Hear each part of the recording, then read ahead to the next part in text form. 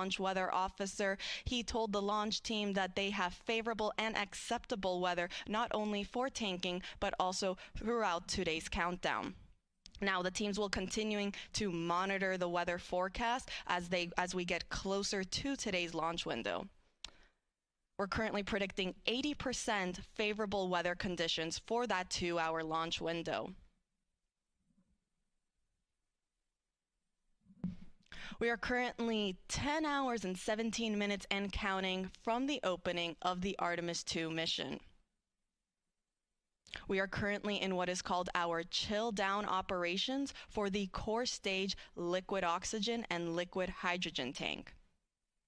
Now, chill down refers to getting all the systems and lines very cold and ready to receive these super cold cryogenic propellants prior to starting our actual tanking loading operations.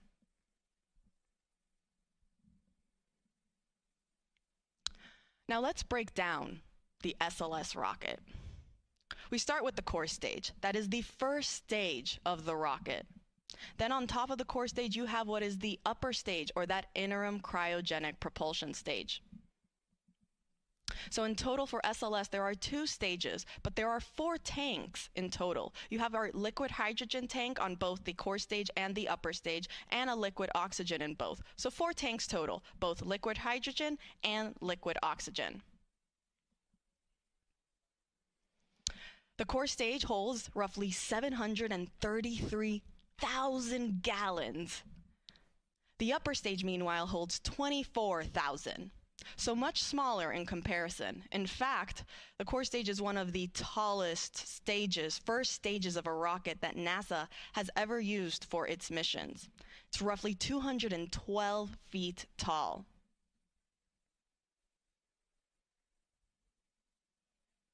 Now, fully fueled, SLS weighs approximately 5.74 million pounds. Before fueling, which is where we're currently at, it is 3.5 million pounds.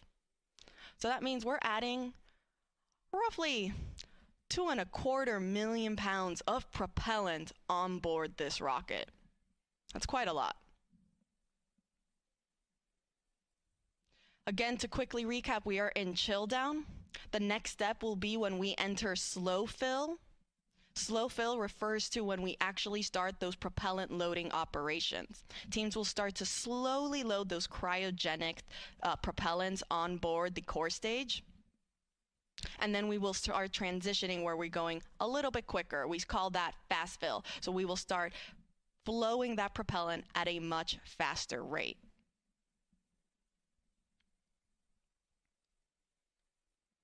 I'll continue reporting out as these milestones are underway.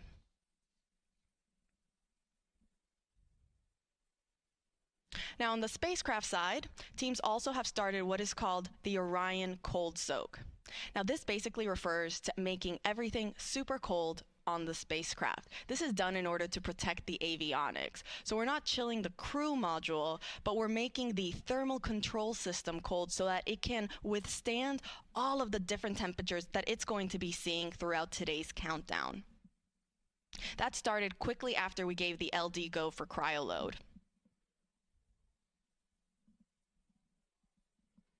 Now, Artemis II is a test flight. We're going to send astronauts Reid Wiseman, Victor Glover, Christina Koch, and Jeremy Hansen on a 10-day mission around the moon. This is the first crewed test flight for NASA's Artemis missions. And we're going to be testing the life support systems that are on board Orion.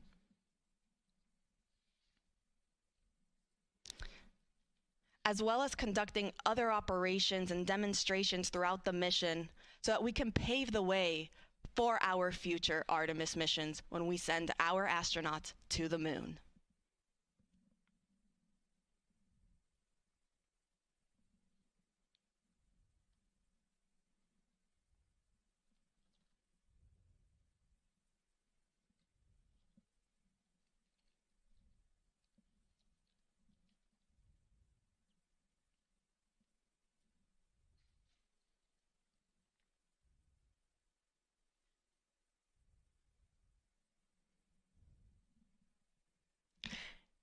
In fact, one of the new operations or the new demonstrations that our astronauts will get to perform throughout this mission is what is called the proximity operations demonstration.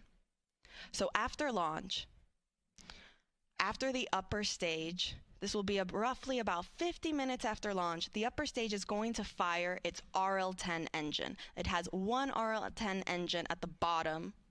It will fire its engine so that it starts a 30-second perigee raise maneuver burn. This is going to put the spacecraft, or the Orion spacecraft, this low point on its elliptical orbit as it's going around Earth. About an hour later, the upper stage will fire its engine again to begin a 20-minute apogee raise burn, in which point we're going to be sending the spacecraft to its highest point in its elliptical orbit around the Earth. Now, roughly 3 hours and 25 minutes into the mission, so this is about, again, 3.5 hours after launch, Orion will separate from the upper stage. At this point, this is when our astronauts, our crew on board, they're going to begin manually testing Orion's controls and steering thrusters so that they can start what is called this proximity operations demonstration. This is basically a series of maneuvers that are going to have the Artemis II crew flying Orion and practice approaching the upper stage and backing away for roughly 70 minutes. Now, the reason we're doing this test is so that, again, we can practice this for when we go and have Artemis III, and we actually have Orion practicing docking with our lunar landing systems. Now, it is important to note that Orion won't actually dock with the upper stage for Artemis II. Instead, it will get close and then drift and then go back and separate and then get close again. We really just want to practice those proximity operations to confirm we can do it. The spacecraft can get aligned with where it needs to be. And then following that, Orion will then fire its European service module engine for about 2 minutes so that it helps increase that separation distance from the upper stage. At this point, the upper stage will fire its thrusters just one final time so that it begins its disposal burn. Following that burn completion, that's when the small bread box size or those shoebox size secondary payloads that are currently inside the Orion stage adapter. If you see on your screen there, up at the top, we have our Orion spacecraft, and then underneath there will be the Orion stage adapter that is in between the upper stage and the spacecraft. It is where we currently house those secondary payloads. These are what are called a bunch of CubeSats. These are some science experiments that are being housed there, and then they will separate with the upper stage and go to their respective destinations to conduct their scientific data. Now again, once those are ejected from the Orion stage adapter, that's approximately 5.5 hours into the mission. The upper stage will then go back on its trajectory and will re-enter over the Pacific Ocean about 26 hours after launch. Now, during this time, the Orion will remain in a high Earth orbit for about 25 hours before it executes its translunar injection burn. Now, this is the burn that is needed so that it can head on and send our 4 astronauts around the moon and back. So that's just a little quick recap of what our next day looks like within the next 24 hours. But let's take you back to where we currently are at. Again, we are 10 hours and 8 minutes and counting from the opening of today's launch window. That launch window opens at 6:24 p.m. Eastern Time. We are currently in what is called chill down for the core stage liquid hydrogen and liquid oxygen.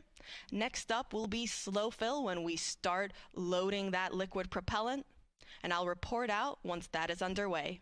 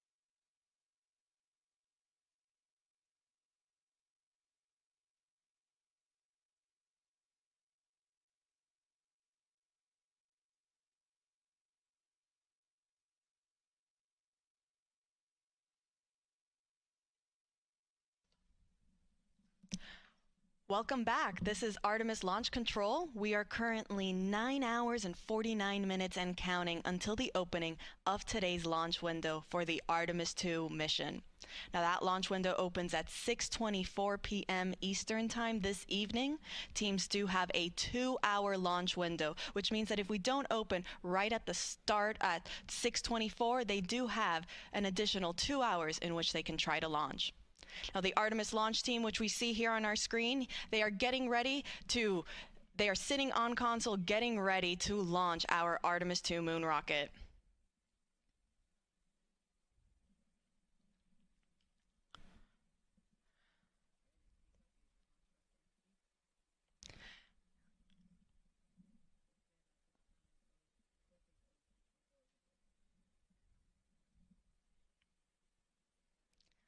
Now the launch team just reported that we are now starting our propellant loading operations for the SLS, or the Space Launch System rocket.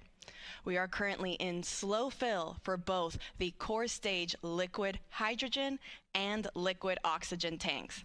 This means that propellant loading is officially underway. We are now starting to load those super cold, these cryogenic temperatures onto the SLS rocket. Now we're going to start from the bottom and make our way slowly up to the top. So we'll first start with loading the first stage of the rocket. That's what we call the core stage. It is the orange section of the rocket that you see there on your screen that sits between the two solid rocket boosters. Now we are currently again in slow fill for both liquid hydrogen and liquid oxygen on that core stage.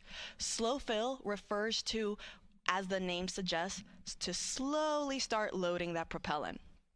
Now we do this because these tanks are really large. In fact, the core stage is one of the tallest first stages of a rocket. So that means these tanks are also very, very large. In fact, the liquid hydrogen tank on the core stage can hold roughly 537,000 gallons.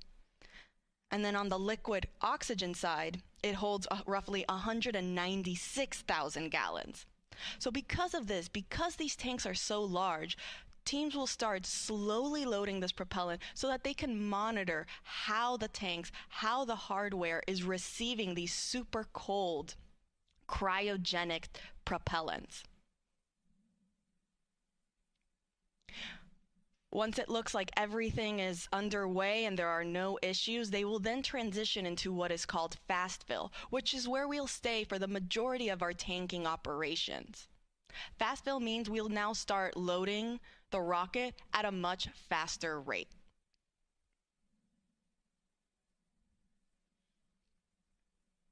Now, before the rocket is fueled, SLS weighs approximately 3.5 million pounds. But fully fueled, it's 5.74 million pounds. And we are starting to fuel that rocket, so it is going to start getting heavier and heavier. Now, we mentioned how the core stage, that is the largest segment of the SLS rocket. In fact, it's one of the tallest first stages of a rocket that NASA has ever used. It's roughly 212 feet tall. Now on top of it sits the upper stage, or the interim cryogenic propulsion stage. Now that's roughly 45 feet tall in comparison. And then on top of that, you have what is called the Orion stage adapter. It is actually the smallest part of the SLS rocket, and it is what holds our CubeSats. These are these shoebox-sized payloads, or these scientific payloads that will be sent off into space following the separation of the upper stage from the Orion spacecraft. Now, it is the smallest part of the rocket at only roughly 5 feet tall.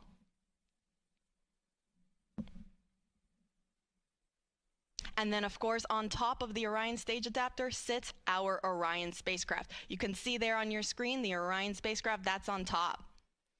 And then right there where we have our Artemis logo, that is what is actually called the crew access arm. It is part of the mobile launcher. That is the gray L-shaped structure that is connected to the SLS and Orion spacecraft rocket. Now, the crew access arm is very important, as again, that name suggests, it is the access point for our astronauts, or really any personnel, to be able to access the spacecraft.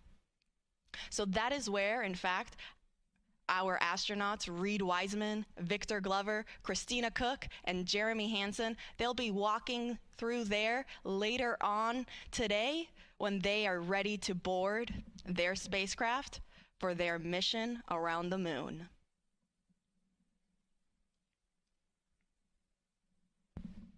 So to quickly recap, we are now in slow fill for both liquid oxygen and liquid hydrogen.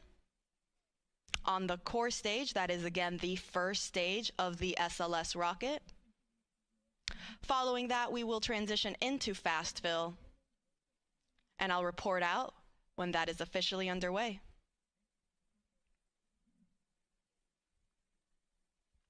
Now, while we wait to get into fast fill, teams are currently not monitoring any big issues in the countdown. It's actually been, things have been going really smoothly, fairly well. We are definitely hoping for things to continue that way.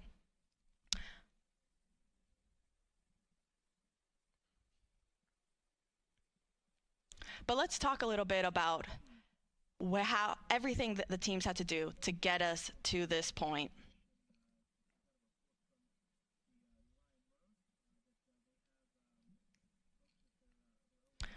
So teams first rolled the SLS rocket and Orion spacecraft to the launch pad for the first time on January 17th. Then on February 2nd, teams performed a wet dress rehearsal. Now, this was a rehearsal to practice loading the propellants on board the rocket, getting into terminal count, but not actually launching. So it was like a practice test before launch. During that first wet dress rehearsal in February, we experienced a hydrogen leak, which, following that test, teams then decided to perform another wet dress rehearsal. They did so on February 19th, and it was very successful. They didn't really see any hydrogen leaks throughout the entire count, or any other leaks for that matter, and they were able to continue throughout all of the milestones that they had planned. Now, we did have to roll back on February 25th due to a helium issue that we saw on the upper stage of our rocket. Teams noticed that the flow of helium to the upper stage was interrupted, and that meant that we had to roll back to the vehicle assembly building to help fix that issue. The only way to access that area was inside the VAB. Teams did successfully fix the issue inside the vehicle assembly building, and we were then ready to roll back to the launch pad on March 20th. Since then, the teams have been getting the rocket then ready for launch, and we entered our launch countdown on Monday at 4:44 p.m. Eastern Time.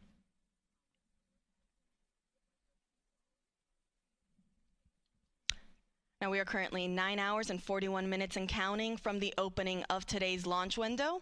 That opens at 6:24 p.m. And teams do have a 2-hour launch window, which means that they have 2 hours in which they can launch starting at 6:24. We are currently in slow fill for both the core stage liquid hydrogen and liquid oxygen tanks. Next up will be fast fill, and I'll report out when that is underway.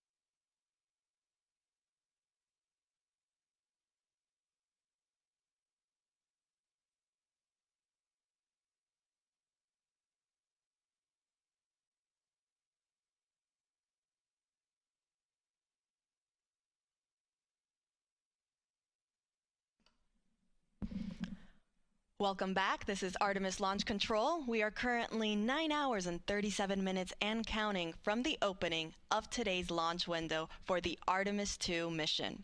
Now, our launch window opens at 6:24 p.m. Eastern Time, and teams do have a 2-hour launch window, which means they have 2 hours in which they can launch the SLS, or Space Launch System rocket, and Orion spacecraft that will send 4 astronauts around the moon and back.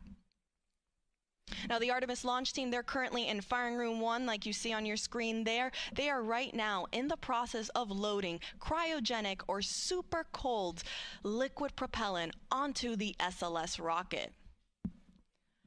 We are now in our fast fill operations for the core stage liquid oxygen tank.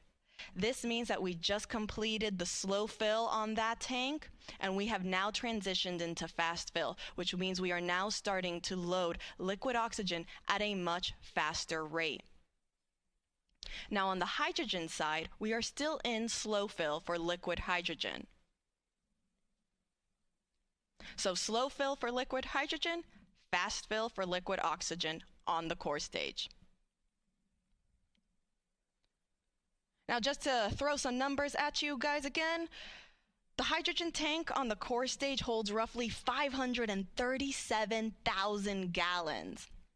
The liquid oxygen tank, meanwhile, holds roughly 196,000 gallons. On the upper stage, in total, that's also another 24,000 gallons. So you have 4 tanks, over 750,000 gallons of liquid hydrogen and oxygen that is being fed all to these engines, to the 4 RS-25 engines at the bottom of the core stage and the 1 RL-10 engine that's at the bottom of the upper stage. And now, why do we need so much propellant? Because we're sending our astronauts around the moon. We are going into deep space. We're going farther than we have since our Apollo missions in 1972. Now, again, all of this liquid propellant feeds the engines that are at the bottom of those stages for this tremendous and magnificent rocket that we see out there on the pad. In fact, in total, SLS is roughly 322 feet tall. It's taller than the Statue of Liberty.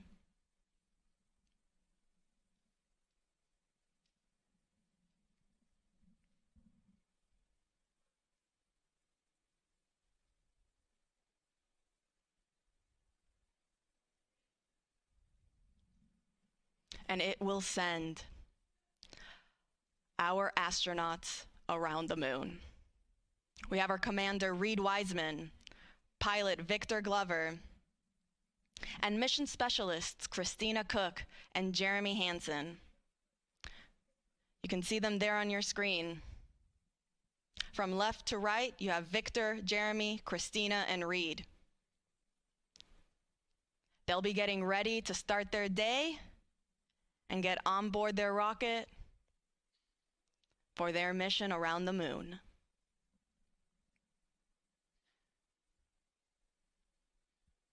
Now, Artemis II is a test flight. This is the first crewed test flight of the Artemis missions. We're going to evaluate the crewed system performance in a deep space environment. We'll perform a flyby around the moon. We'll practice a proximity operations demonstration with the upper stage.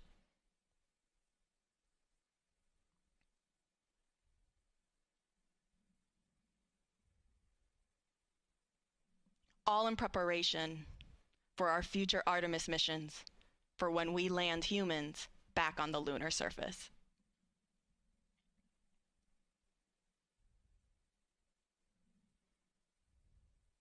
So to quickly recap of where we are in today's countdown, we are currently underway in our fast fill operations for the liquid oxygen tank on the core stage. That is the first stage of the SLS rocket. And we are still in our slow fill operations on the liquid hydrogen side on the core stage. I'll report back once we have started fast fill for that liquid hydrogen tank.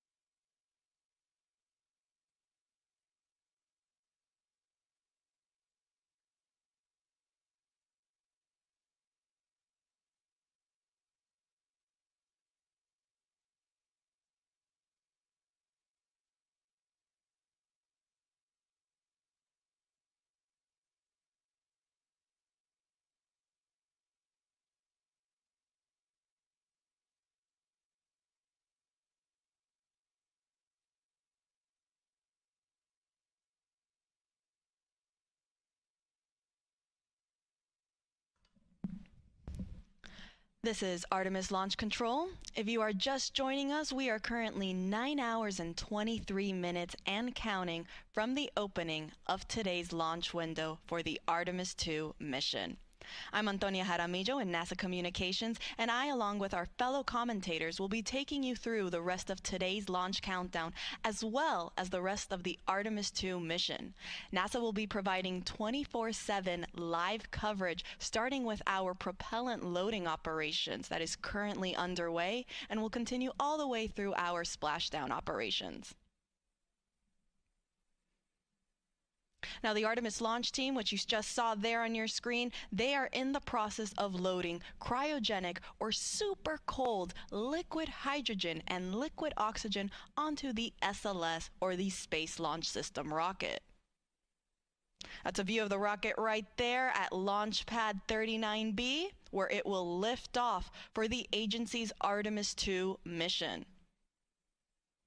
Now, Artemis II is a test flight. We will be sending our astronauts, Commander Reid Wiseman, pilot Victor Glover, and mission specialists Christina Koch and Jeremy Hansen on a 10-day mission around the moon and back. Now, we are currently again underway with our propellant loading operations. We are in what is called slow fill for the core stage liquid hydrogen tank, and fast fill for the liquid oxygen tank. Now, slow fill refers to slowly loading that propellant. This is done so that teams are monitoring how the hardware is receiving this super cold, hazardous propellant that is being onboarded on the rocket. Following slow fill, that then transitions into fast fill when we start loading that propellant at a much faster rate. So oxygen is currently already in fast fill, and liquid hydrogen will soon follow suit.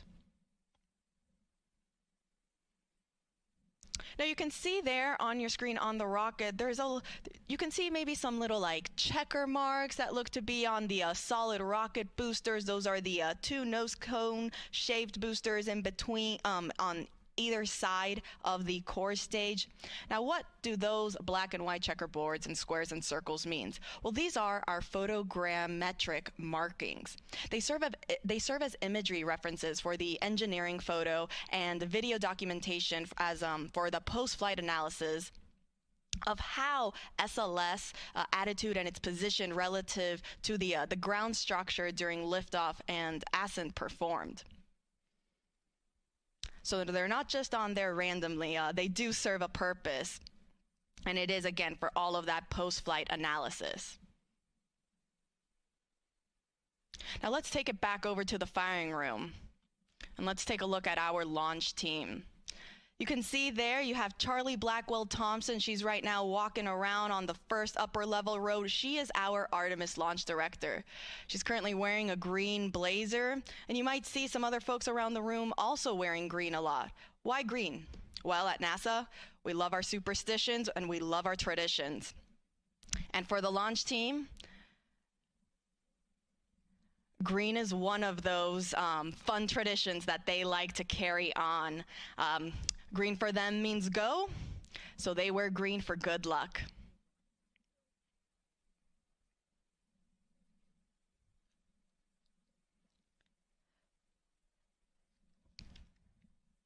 Now, the launch team, they communicate with each other via these communication channels to update how we are in the countdown.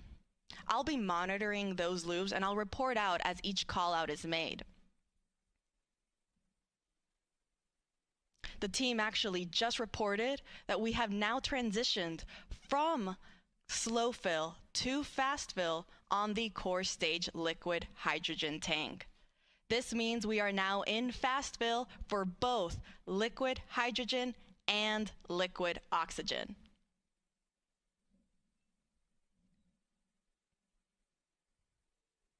Now, following fast fill, teams will then transition into what is called topping. Topping just refers to finishing up the last little bit that is needed to get to 100% level on both tanks. Once we finish topping, we will then enter what is called replenish mode. And this means that the teams are just constantly replenishing these tanks to maintain 100% flight level. This is done because as the temperatures of these liquid propellants naturally warm up throughout the countdown, they will start venting off into a gas state. And so because of that, the teams want to constantly be replenishing the tanks so that they're not losing any propellant and we're going down from that 100% level. So again, we are now in fast fill for both core stage liquid hydrogen and liquid oxygen. On the upper stage, meanwhile, we haven't started our propellant loading operations there. I will report out once that process is also underway. Teams will first start with chilling down the upper stage liquid hydrogen tank. And because the upper stage is so much smaller than the core stage, it actually gets to skip a step in its propellant loading operations, and it goes straight from chill down to fast fill. And really, this is done again because of the sizes of these tanks. On the core stage, you have the liquid hydrogen tank that fits roughly 537,000 gallons of liquid hydrogen. The liquid oxygen tank, meanwhile, holds roughly 196,000 gallons. In total, that's about 733,000 gallons on the core stage alone. On the upper stage, meanwhile, the total amount of propellant is roughly 24,000 gallons, so significantly smaller. And because of this, they are able to go straight from chill down into fast fill.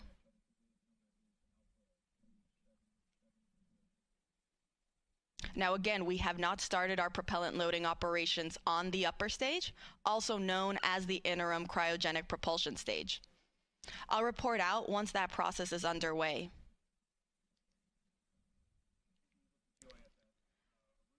But to quickly recap, we are in fast fill for the core stage liquid hydrogen and liquid oxygen.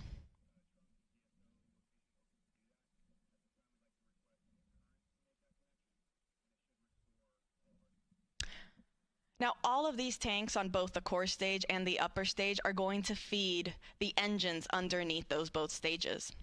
On the core stage, there are 4 RS-25 engines. You see them there on your screen right there. So both the liquid hydrogen and the liquid oxygen tank, they feed those 4 RS-25 engines that start at roughly T-minus 6.36 seconds until liftoff. That's when they get ready. And then on the upper stage, the liquid oxygen and liquid hydrogen tank feed that 1 RL-10 engine.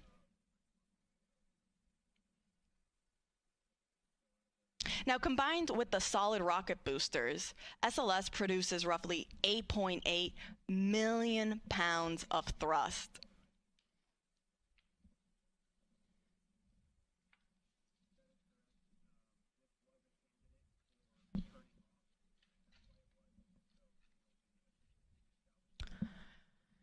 In total, it is 322 feet tall, taller than the Statue of Liberty.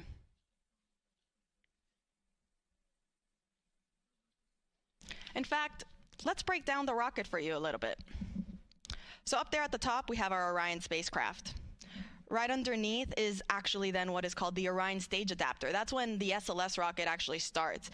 The Orion stage adapter is the smallest portion of the rocket, roughly 5 feet tall. Underneath that is then our upper stage, or that interim cryogenic propulsion stage. Then you'll see this nose cone orange shape underneath. That's the launch vehicle stage adapter. It's actually enclosing part of that upper stage for protection. Underneath the cone-shaped structure is our core stage. That is the first stage. It has that pretty butterscotch color. And that is due to the thermal protection system, the foam that is used to, again, protect the rocket. On either side of the core stage are the 2 solid rocket boosters. And then down, right at the bottom are the 4 RS-25 engines.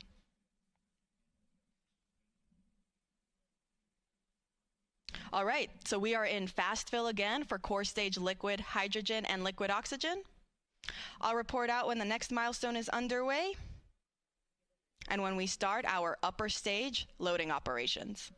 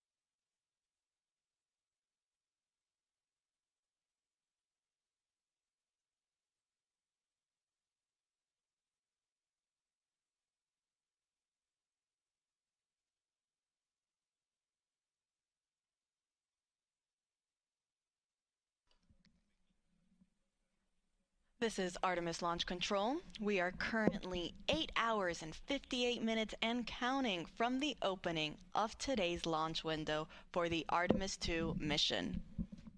That launch window opens at 6:24 p.m. Eastern Time later today. Teams do have a 2-hour launch window in which they can try to launch, so if we don't launch right at 6:24 p.m., that is okay. You're looking at a live view of our Artemis launch team. They are in the process of loading liquid propellant on board the SLS, or the Space Launch System rocket. We're currently in the process of loading liquid hydrogen and liquid oxygen on the core stage of the SLS rocket. Now, the core stage is the first stage of that rocket. You can see there on your screen, it is the orange section in between the two solid rocket boosters. That's actually a great view of our rocket at Launch Pad 39B. I mean, you can see it is a beautiful day. We have some puffy white clouds, blue skies, all in all, very favorable weather. In fact, our launch weather officers, they've been predicting 80% chance of go for our launch window this evening.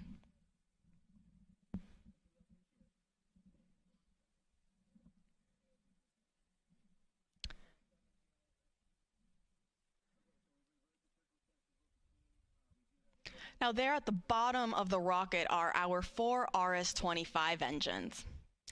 Each engines are roughly the size of a compact car.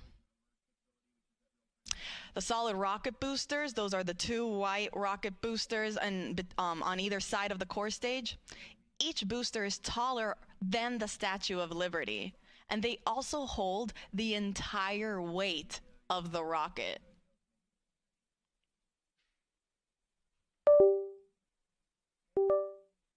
Now, fully fueled, SLS weighs 5.74 million pounds.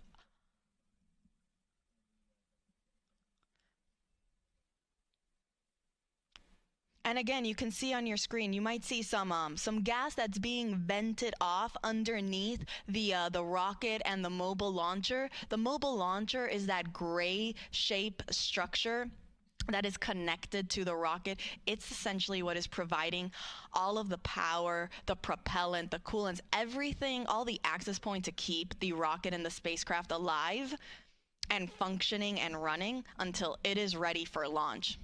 Now, that gas that you're seeing being vented off, it doesn't mean we're getting ready to lift off anytime soon. It's just that natural boil off that is coming from the propellant that is being fed to the rocket as it naturally warms up over time. So totally normal. We expect to see it. You'll probably expect to see it some more as we actually transition and continue with our propellant loading procedures and move forward into the upper stage, which is that second stage on top of the core stage, also known as the interim cryogenic propulsion stage. When we also start loading propellant on board that second stage, you might also see some gas also starting to vent off at that higher level. In fact, you see there on your screen is a nice, better, closer up view of the upper stage and then our Orion spacecraft up on top. Now let's take you to a graphic of where we currently are in our tanking operations. You see there on your screen, on the left-hand side, it will tell you how far we are in our core stage loading operations. We're currently 28% of the way filled in liquid oxygen and about 30% of the way filled for the liquid hydrogen side. Meanwhile, for the interim cryogenic propulsion stage, that upper stage, you see it's all grayed out there because we haven't begun that propellant loading operations. I'll report out once that is underway. But for right now, we're just focusing on the core stage. Now, in the meantime, while the launch team is right now starting to fuel the rocket and that propellant loading is underway, our astronauts are getting ready to wake up and start their day.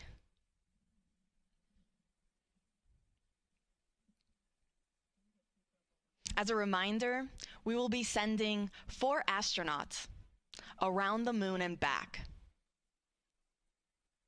Commander Reid Wiseman, pilot Victor Glover, and mission specialists Christina Koch and Jeremy Hansen will go on a 10-day mission around the moon. Artemis II is a test flight where we are going to test the life support systems with our flight crew on board. This is NASA's first crewed Artemis mission, and it will pave the way for our future Artemis missions for when we land humans back on the lunar surface.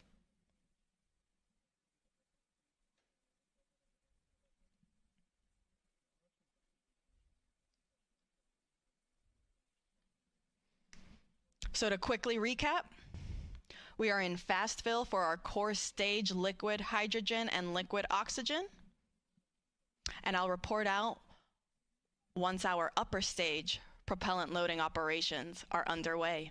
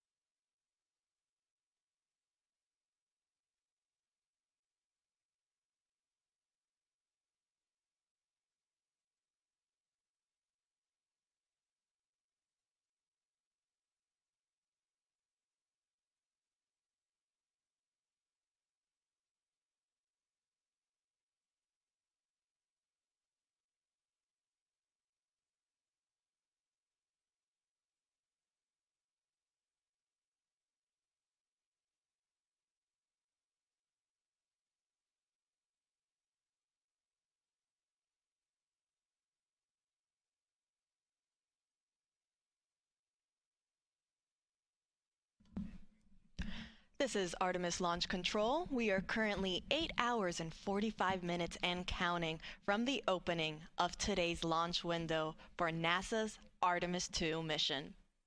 Now that launch window opens at 6:24 p.m. Eastern Time, and teams do have a 2-hour launch window, which means that they can try launching within those 2 hours if they are unable to hit it right at the start at 6:24. Now, the Artemis launch team is currently loading super cold or cryogenic liquid propellant onto the SLS or Space Launch System rocket.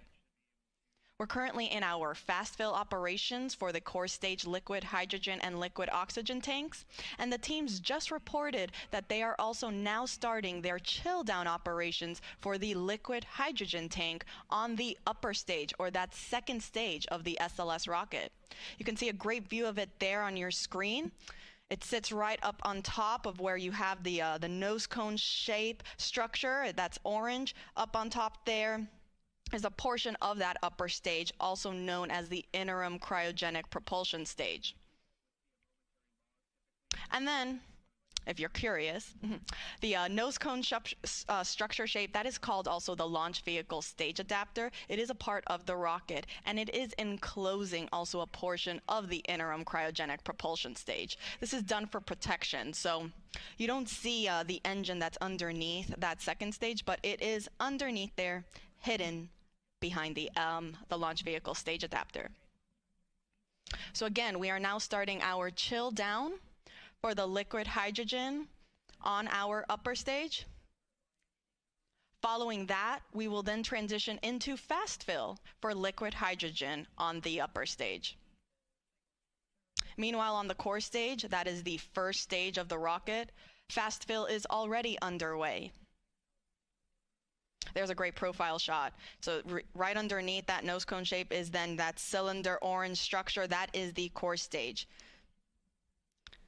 It is one of the tallest first stages of a rocket that NASA has ever used for any mission. It's roughly 212 feet tall. In fact, in total, the SLS rocket and Orion spacecraft sit at roughly 322 feet tall.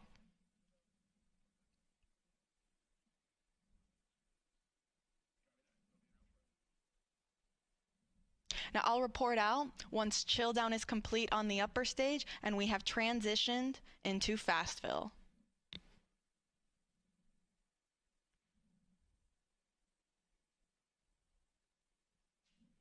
As a quick recap, Artemis II is scheduled to launch no earlier than 6:24 p.m. Eastern Time this evening. Teams do have a 2-hour launch window.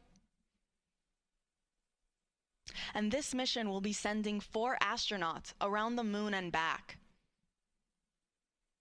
We'll be sending NASA astronauts Reid Wiseman, Victor Glover, Christina Koch, and Canadian Space Agency astronaut Jeremy Hansen on a 10-day mission.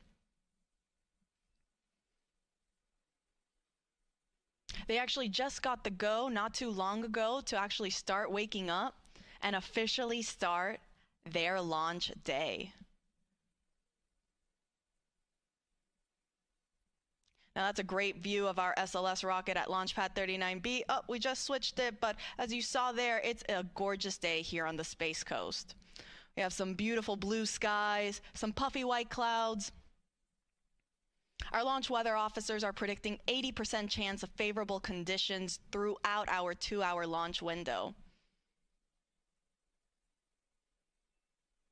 Now, of course, if there are any changes or updates, we will make sure to provide those to you.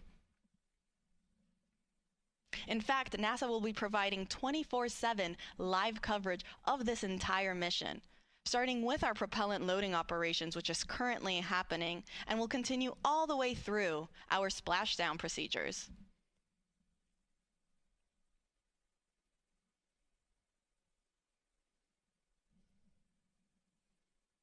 You can see there on your screen how to watch.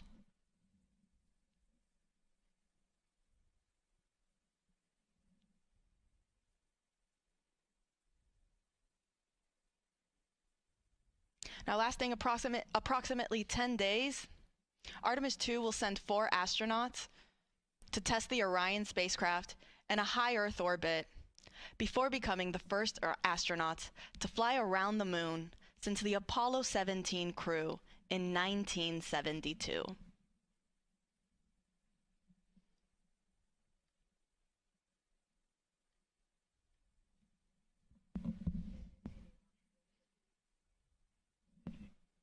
Again, we are in fast fill for core stage liquid hydrogen and liquid oxygen, and we are in chill down for the liquid hydrogen tank on our upper stage or interim cryogenic propulsion stage.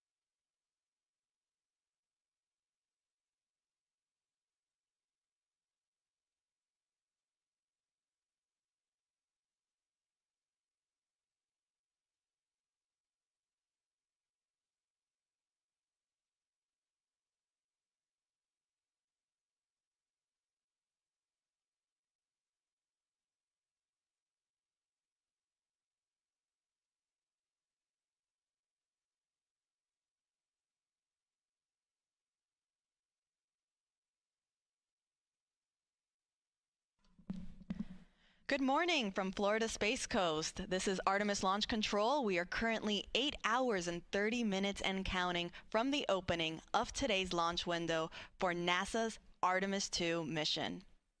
I'm Antonia Jaramillo in NASA Communications, and if you're just joining us, the Space Launch System, or SLS rocket, is in the process of cryogenic propellant loading. That means the launch team that is currently in Firing Room 1 that you see on your screen there are loading the cryogenic or super cold liquid hydrogen and liquid oxygen on the SLS rocket, fueling it for flight. Now, the team just reported that we have now started our fast fill operations on the liquid hydrogen tank on our upper stage of the SLS rocket. That is also called the interim cryogenic propulsion stage. It is the second stage of our SLS rocket. You have a great view of it there on your screen. Up at the top, if you see, you have the Orion spacecraft. Underneath there will be then actually the smallest section of the SLS rocket known as the Orion stage adapter. And then shortly underneath that is our interim cryogenic propulsion stage. Now, teams are now starting the fast fill operations for liquid hydrogen. Now, fast fill, as the name suggests, means that teams are just loading this propellant at a faster rate. Now, following the liquid hydrogen operations on the upper stage, teams will then also work on their propellant loading operations for the liquid oxygen tank that is also in there. In total, the SLS rocket has 4 tanks, 2 liquid hydrogen and 2 liquid oxygen, one of each on each stage. So you have there our upper stage, or the interim cryogenic propulsion stage, and then underneath sits the core stage. That is the first stage and the main stage of the SLS rocket. It is the orange segment that you see there on your screen in between the 2 solid rocket boosters. We are also in our fast fill operations for both liquid hydrogen and liquid oxygen on the core stage. So fueling is well underway, and everything is looking good so far for our 2-hour launch window that opens at 6:24 p.m. Eastern Time this evening. Now, Artemis II is scheduled to lift off from Launch Complex 39B. That's what you see there on your screen. That's where SLS is currently situated. And it is a gorgeous day here on the Space Coast. We have some beautiful white puffy clouds and some clear blue skies. We're looking at 80% chance of favorable weather conditions. And our astronauts that are getting ready to launch on this historic mission are now starting their day. They woke up not too long ago and will pretty soon go through all of the checkouts and steps that are needed before they're ready to get on their rocket. There's a picture of them on your screen there. From left to right, we have the pilot, Victor Glover. Then you have our Mission Specialist, Jeremy Hansen, and right next to him is our other Mission Specialist, Christina Koch. Next to her is then our Commander, Reid Wiseman. These 4 astronauts will go on a 10-day mission around the moon and back on board the Orion spacecraft.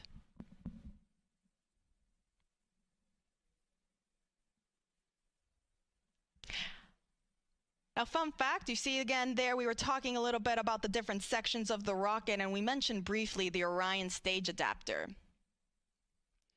Now, the Orion stage adapter is the last section of the SLS rocket. It's what sits in between the interim cryogenic propulsion stage and the Orion spacecraft. And it's also what houses our secondary payloads, or these shoebox-sized CubeSats, that will be providing and conducting scientific experiments. They'll be deployed shortly after separation from the upper stage and the spacecraft, and they will go to their specific destination in space to conduct scientific data. Now, inside the Orion stage adapter, fun fact, our astronauts, so Reid Wiseman, Victor Glover, Christina Koch, and Jeremy Hansen, They actually got the opportunity to sign the interior of the OSA, or that Orion stage adapter. So their names are on that rocket.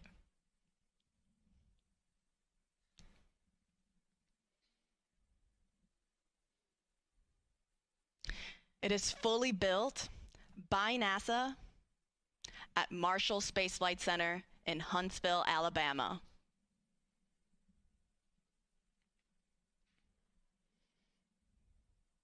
Now going back to the upper stage, that interim cryogenic propulsion stage, it holds roughly 24,000 gallons of liquid propellant.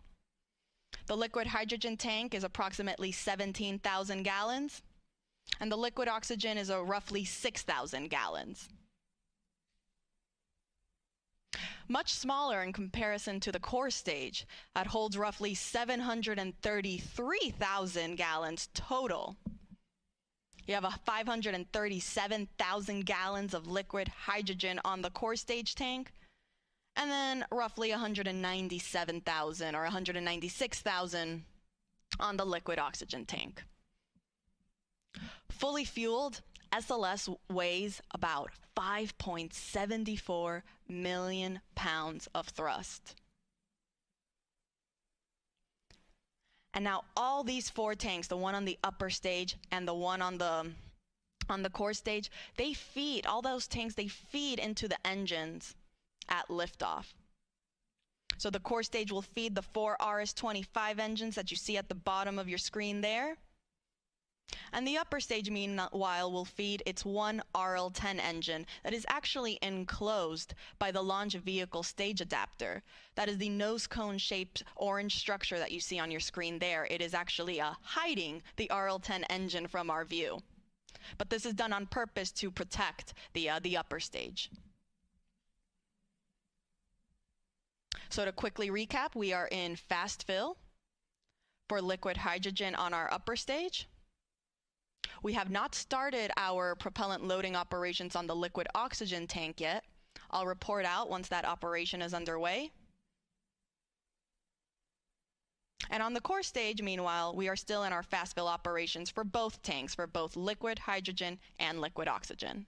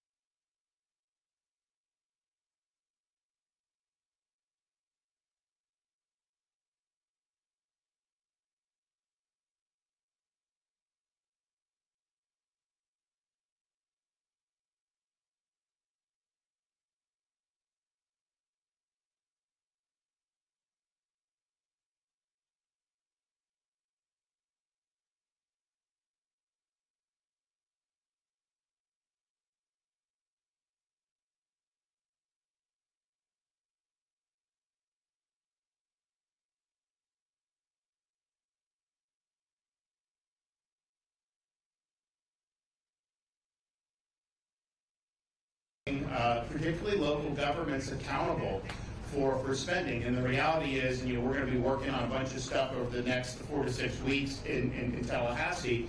But in 2019, so the property tax that people pay does not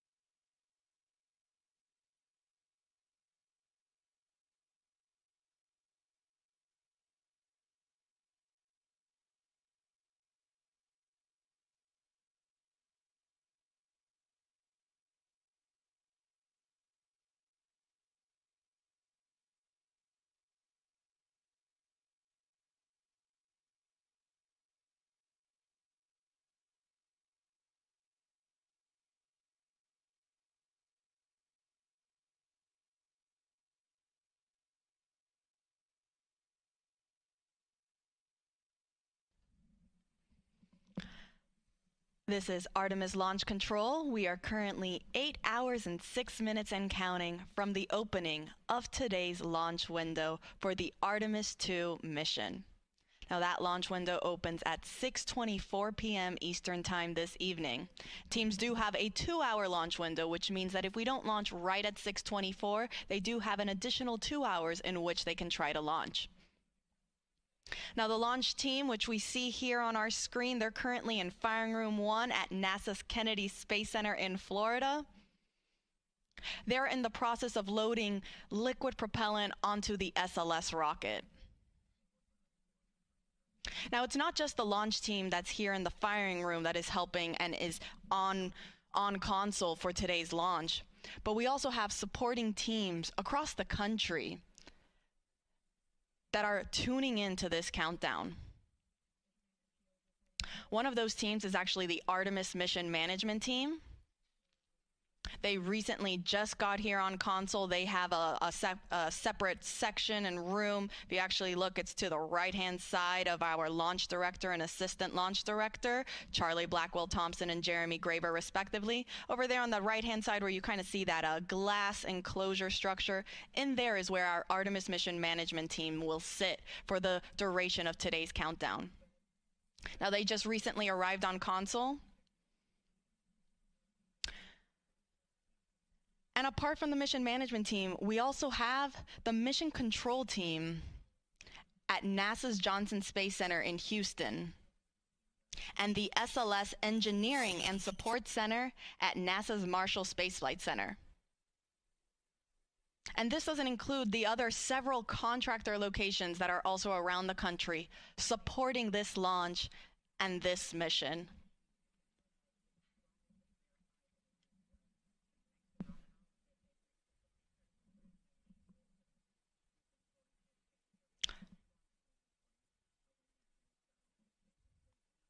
So again, you have our prime main launch team that is here in Firing Room 1, Charlie Blackwell Thompson. You see there she's wearing a green blazer. She's our launch director leading this team. But then there are also supporting teams that are also assisting the launch team throughout today's countdown. That includes the Artemis Mission Management Team,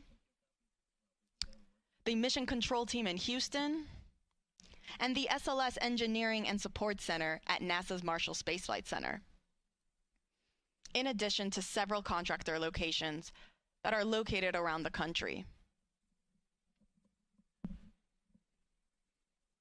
Now, as we mentioned, we are currently in our propellant loading operations for the SLS rocket. Teams are currently in fast fill for both core stage liquid hydrogen and liquid oxygen. The core stage is the first stage of the SLS rocket. Here's a great graphic where you can see where we currently are at in our tanking operations. And you'll see above the core stage, we have also started our loading operations in the interim cryogenic propulsion stage. This is the second stage of the SLS rocket. Now, we have not started loading liquid oxygen yet. I'll report out when that is underway, but in the meantime, we are good with, we are in the process of loading liquid oxygen and liquid hydrogen on the core stage and liquid hydrogen on the upper stage.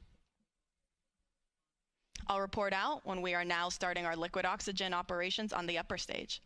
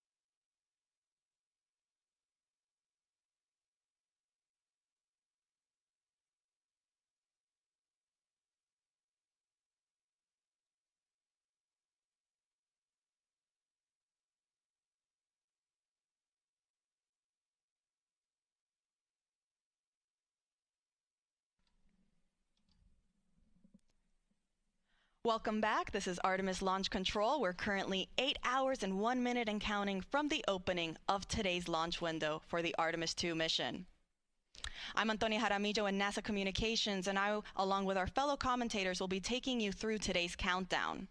And actually joining me currently in the room here in Firing Room 1 is our Assistant Launch Director, Jeremy Graver. Jeremy, thank you so much for taking the time to speak with us today. No problem. Good morning, Tony. Happy to be here.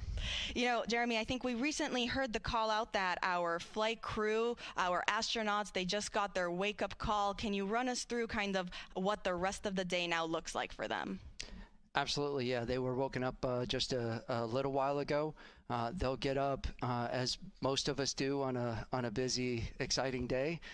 Get up, they'll get their breakfast. They'll kind of get into the groove of the day.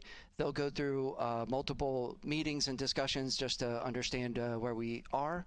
In a little while, the launch director and our flight director will provide a weather briefing for the flight crew to talk about all of the weather potentials that could play into today's launch opportunity.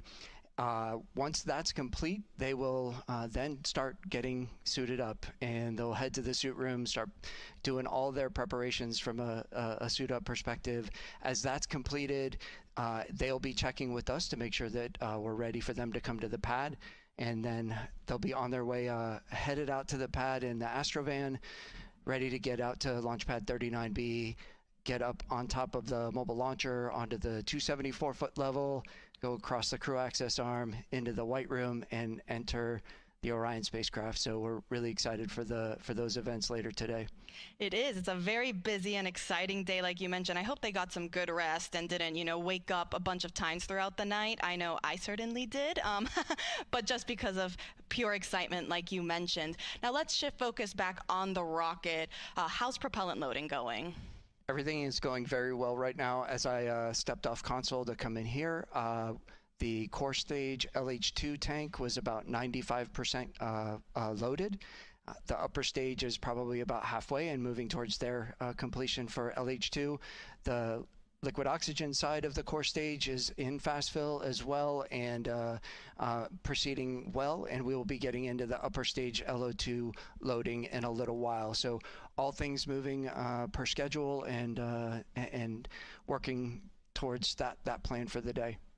That is great news, and actually I think we just heard that they got the go for transitioning into that liquid hydrogen on the core stage 2 topping. So like you said, we're getting very close. Absolutely. That is exciting, so can you tell us a little bit then about those upcoming milestones once we finish that propellant loading on all 4 tanks?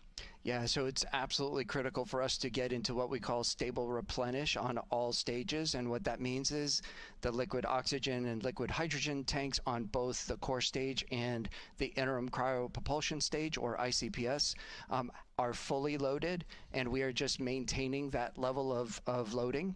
And that's a very quiescent configuration for us, and that's required for us to be in that configuration to then be allowed to send the flight crew, our closeout crew, which is there to assist the flight crew getting on board Orion. We need to be in that stable replenish configuration to be able to send those crews out to the launch pad. And as we send those crews out, that is really our press and our push to launch. We'll get the crew on board. They go through a number of checks, communication checks, system checks, and then our closeout crew's job is to back out of the crew module, close all of our hatches, get us in configuration to be able to then the closeout crew to leave the pad, and that puts us in the configuration to allow us to proceed through the rest of launch countdown as we proceed down to our final hold at T-minus 10 minutes, where we do all of our launch polls and determine that we are ready to pick up with what we call terminal count, which is from T-minus 10 minutes down to launch at T0. And really excited to get to all of those milestones as we proceed through the day.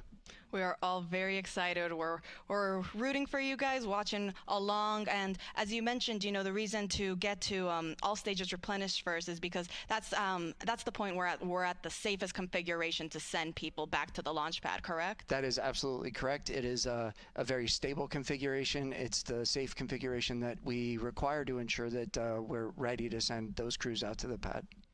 Jeremy Graver, thank you so much for taking the time to speak with us today. We're rooting for you, wishing you the best of luck, and we'll let you get back on console. Excellent. Thank you, Tony. Appreciate it. Go Artemis. Go Artemis. All right, and so just to quickly recap, we are now in our topping phase for liquid hydrogen on the core stage. We are still in fast fill on the liquid oxygen side for the core stage, and also fast fill for the upper stage liquid hydrogen tank. I'll report back once we have entered our topping phase for liquid oxygen on the core stage.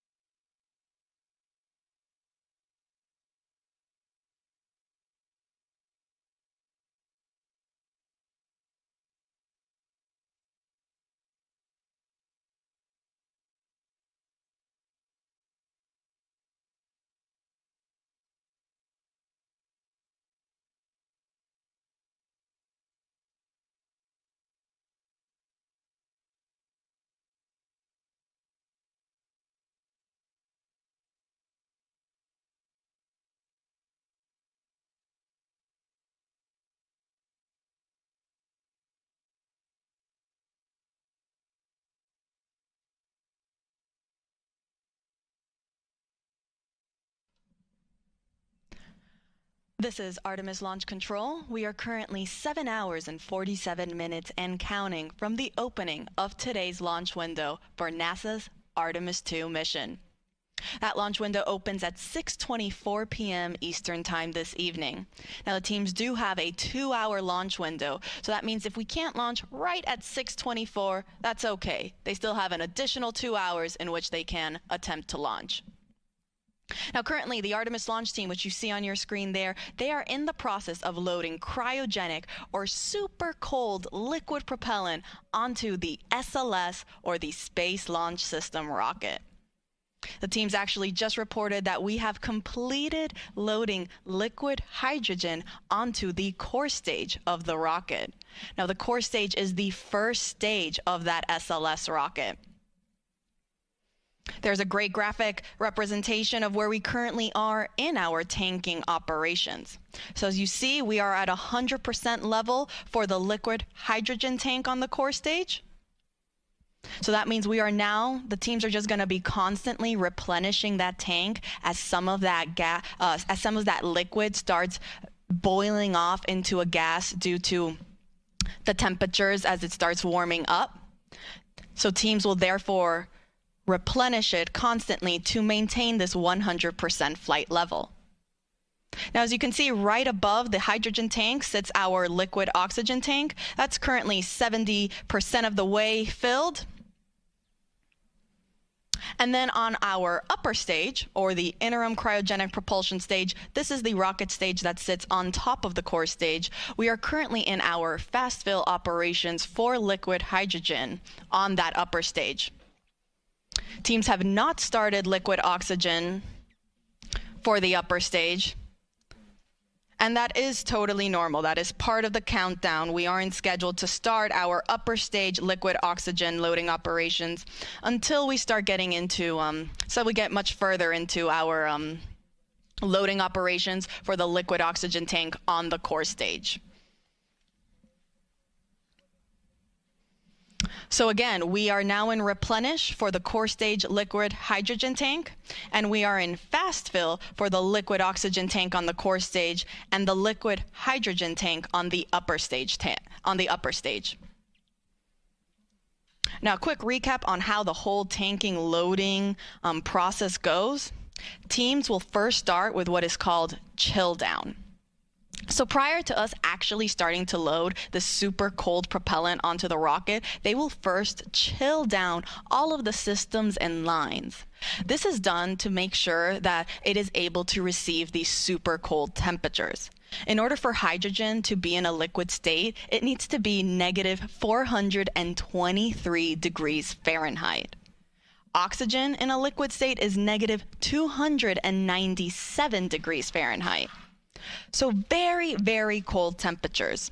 And as such, we want to make sure that we are conditioning all of the systems to be able to receive those cryogenic temperatures so that we aren't shocking the hardware and we're not causing any potential damage unnecessarily.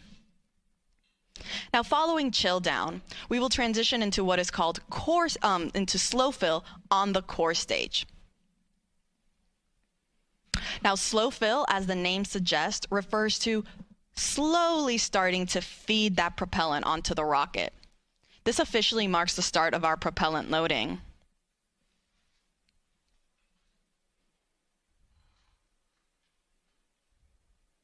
Teams actually got into slow fill for the liquid oxygen and liquid hydrogen tanks on the core stage earlier this morning, a little bit before 9 a.m. Following slow fill is then when we transition into fast fill. This is where we stay for the majority of our tanking loading operations. Similarly to slow fill, fast fill refers to loading propellant at a much faster rate. And that is currently where the liquid oxygen tank state is in. We are in fast fill for liquid oxygen tank on the core stage. Now, after fast fill, we transition into topping. This is the last little bit that is needed to fill the tanks to 100% level. Hence why we're topping it off. Following topping, we are now at 100%. And so now we transition into replenish mode. Replenish just means we're going to be constantly replenishing these tanks so that we make sure we are again at 100% flight level.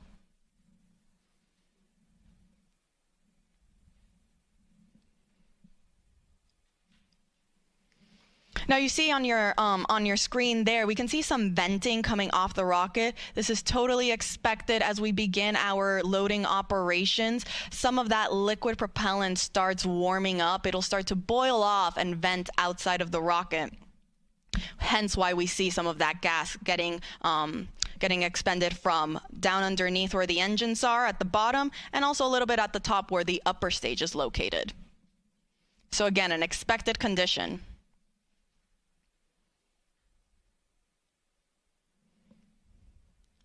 Now let's take you through the rocket a little bit. See up there on your screen, we have the Orion spacecraft. Underneath there is the Orion stage adapter. The Orion stage adapter is what houses our secondary payloads, or these scientific CubeSats. They're shoebox-sized scientific experiments that will go to space following separation from the upper stage and the spacecraft. It's also the smallest section of the SLS rocket at only 5 feet. Underneath the Orion stage adapter sits the interim cryogenic propulsion stage, or that second stage. Underneath there is our core stage, or the first stage of the rocket.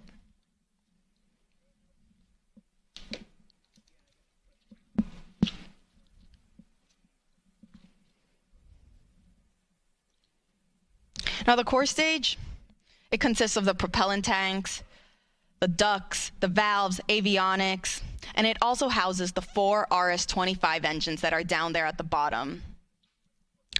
Next to the core stage, we have our 2 solid rocket boosters. Each is taller than the Statue of Liberty.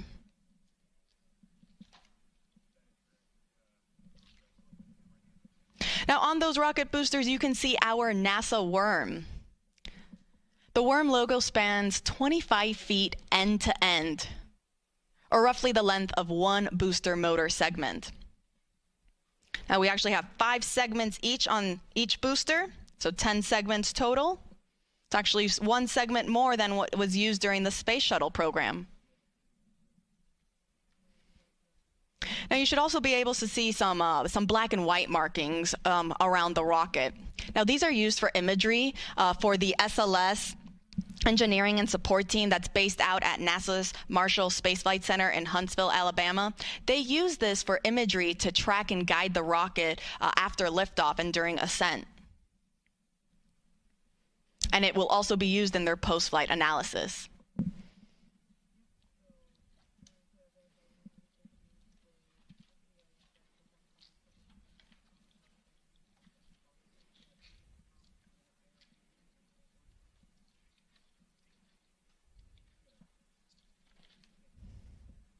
Now the orange color of the core stage is the thermal protection system, or that spray-on foam insulation. Now this provides the thermal protection for every part of the rocket.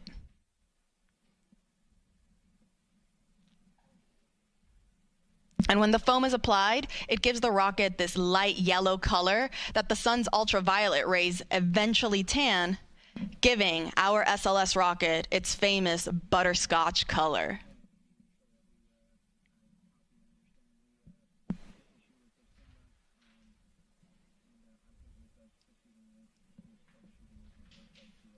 So again, to quickly recap, we are in replenish mode for the core stage liquid hydrogen tank. We are about 75% of the way filled on our liquid oxygen tank on the core stage. But we're still in fast fill. I'll let you know when we transition into topping for the core stage liquid oxygen tank. And then on the upper stage, teams are also in fast fill for liquid hydrogen. And they have not started the liquid oxygen operations on the upper stage yet. I'll make sure to report out all of these milestones as they're underway.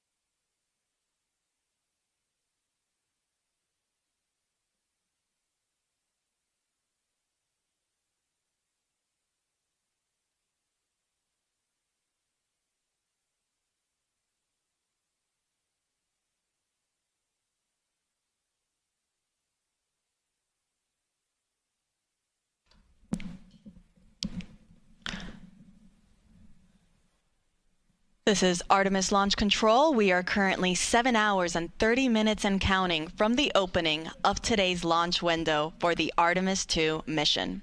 That launch window opens at 6:24 p.m. Eastern Time, and teams do have a 2-hour launch window, which means that if we don't launch right at the beginning at 6:24, they do have an additional 2 hours in which they can attempt to launch.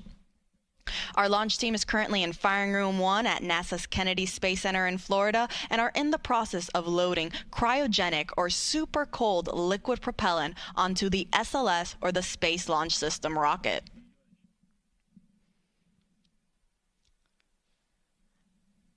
Now, teams did just complete fast fill for the liquid hydrogen tank on the upper stage, or our interim cryogenic propulsion stage. Now, fast fill refers to loading propellant at a faster rate. This is preceded by chill down, which gets the system ready to receive these super cold temperatures.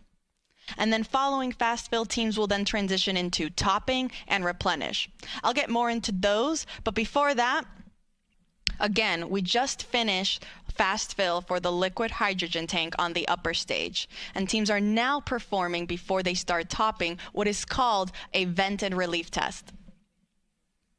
This test is basically just pressurizing the upper stage tanks with heliums to test the relief capabilities of the tank pressure to make sure that it can handle that pressure capability during flight.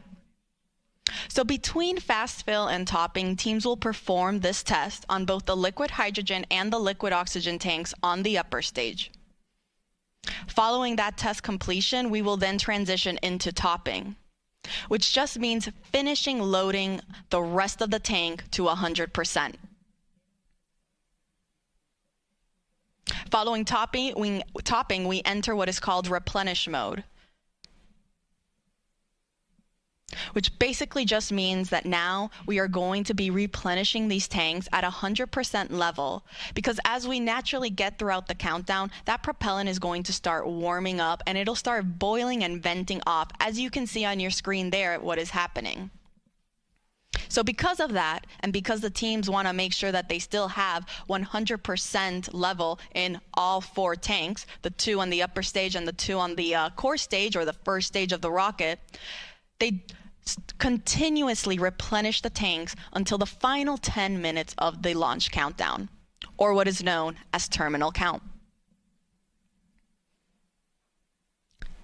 Now, speaking of replenish mode, we are currently in replenish mode for the core stage liquid hydrogen tank.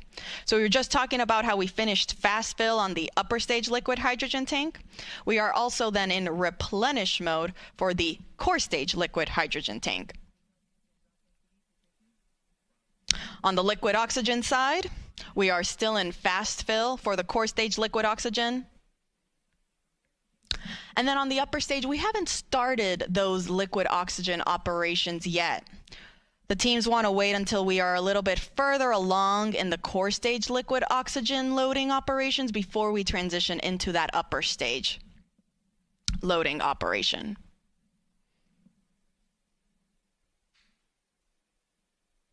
Now, in total, the SLS and Orion rocket and Orion spacecraft are 322 feet tall. At liftoff, SLS produces 8.8 million pounds of thrust.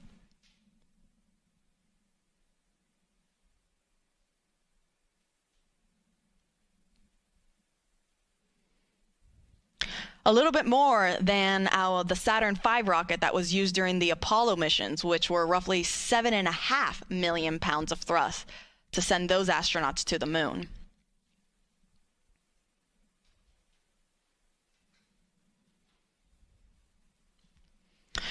With our SLS rocket, though, you don't just have those liquid fuel tanks that are fueling the rocket, but you also have 2 solid rocket boosters that are attached on either side. You see there on your screen right there?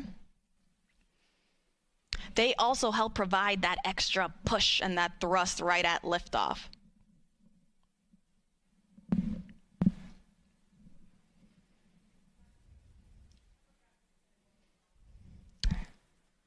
Now, Let's go up a little bit on the rocket, go back to our upper or our second stage, our interim cryogenic propulsion stage. For those that have been following us along since Artemis I, you might remember that the interim cryogenic propulsion stage for Artemis I provided the big push to send the Orion spacecraft on its way to the moon. For Artemis II, however, it's going to be a little different. And the reason for that is because Artemis II is NASA's first crewed test flight, meaning we are sending astronauts on board this rocket for the first time. And because of that, we are going to have the capability to practice a bunch of different systems and tests and operations that we couldn't do if it were uncrewed. One of these operations is what is called the proximity operation demonstration. This involves the upper stage, or that interim cryogenic propulsion stage, and the Orion spacecraft practicing proximity maneuvers where the Orion spacecraft will practice approaching and getting away from the upper stage in a high Earth orbit. The reason teams want to practice this is in preparation for Artemis III and future Artemis missions for when Orion docks with our lunar landing systems. And so because of this, this means that the interim cryogenic propulsion stage will be separating from Orion much sooner. Meaning that following this demonstration, it will be Orion's European service module that will actually send the spacecraft on its trajectory to the moon. It will perform what is called the translunar injection burn.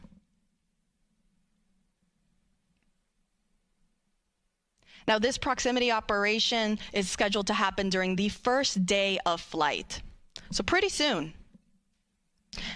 And NASA will be providing you with 24/7 live coverage, starting right now as we have been going through our propellant loading operations, and we will continue throughout the course of the entire mission, including all of the splashdown operations.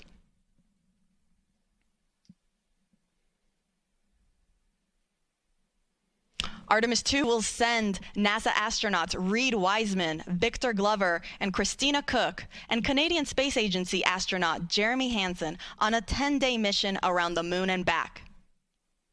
Orion is scheduled to splash down off the coast of San Diego in the Pacific Ocean.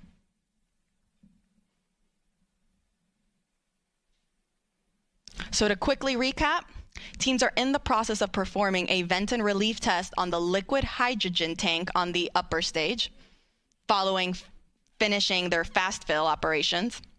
Again, this test is to just test the tanks that they can handle the pressure that will be happening during this first day of flight.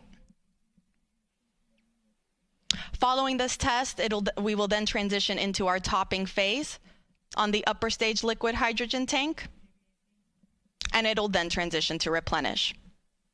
On the core stage, meanwhile, we are still in fast fill for the liquid oxygen tank, and we are in replenish for liquid hydrogen. Now, this is a very, very big and important milestone to me because, again, for those that have been following us along, especially with Artemis II, during our fast fill operations on the core stage liquid hydrogen tank during wet dress rehearsal 1, that was our first test of this Artemis II moon rocket where we tested loading the propellants on board. Teams experienced the liquid hydrogen leaks shortly after getting into fast fill during that first test. They then performed a second wet dress rehearsal where they did not see any major leaks. Tanking loading operations went very smoothly, and it was a very successful test. And so it's great to see that throughout today's countdown for launch, there also weren't any significant issues or leaks reported during our liquid hydrogen loading phase on the core stage. So we are now in replenish mode for liquid hydrogen. We're about 84% of the way on the liquid oxygen tank. And we're also almost there on the upper stage for liquid hydrogen. Now I'll report out once liquid oxygen operations for the upper stage are also underway.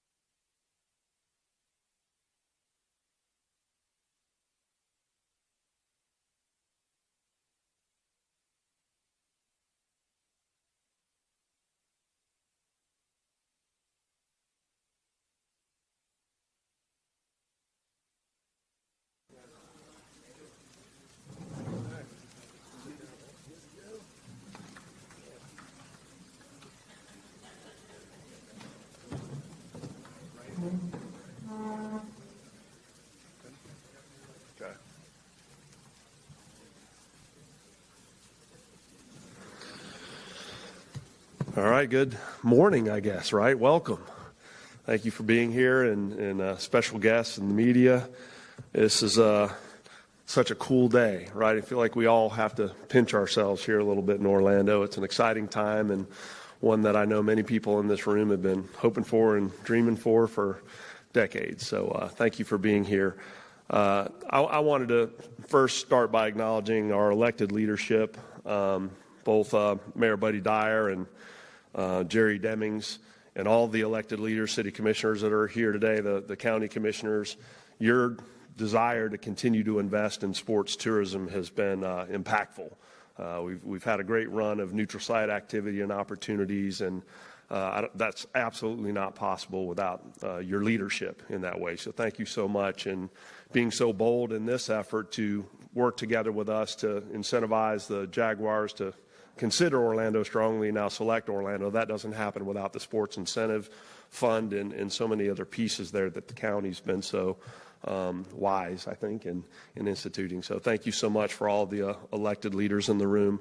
My bosses that are here, also want to thank Jim Hunter, our president, who's in the room, and our chairman of the board now, Brian Combs, and Sharon, our past chair. Thank you for everything you've done in supporting us as an organization, our staff and team. Just, again, I feel like it's an awards show here. You could thank all day long. I won't. But what I will say, beyond just the sheer excitement around having NFL football for a season in our town, and Mayor Deegan, thank you for coming today. It's so cool to have you here. I mean, this is a relationship. What you've done and what you're doing in your community, investing in your facility, it is the stadium of the future. We couldn't be more proud to partner with you in this year, and hopefully we're a part of positively sending the Jaguars and the fan base back home for 28 and beyond. But anyway, thank you for being so gracious in this relationship with Orlando. But I think, and you all maybe have heard me say this before, the sports part of this is awesome. The tourism is going to be off the charts. I really think I hope Orlando outpaces, Las Vegas when it's all said and done. I just think this will be one of the attractive spots on the calendar for people that are playing the Jags and want to come down here, stay in our community, and experience Orlando. It's also going to give us a chance, right? Alan Johnson leads our venues divisions here in Orlando, and Camping World and Kia and so many other things, and Craig Borkin and the team. We would tell you that this gives us an opportunity with a $400 million completion of Camping World Stadium's renovation journey that started in 2017. This is going to flush the pipes out in a strong way, right? We're going to put that stadium through its paces, but we have an opportunity as a community to show the world what we can do, right? But it is our chance, Orlando, businesses, community leaders, residents. You're going to get this chance to see what it feels like, right, to have this quality of life in our community.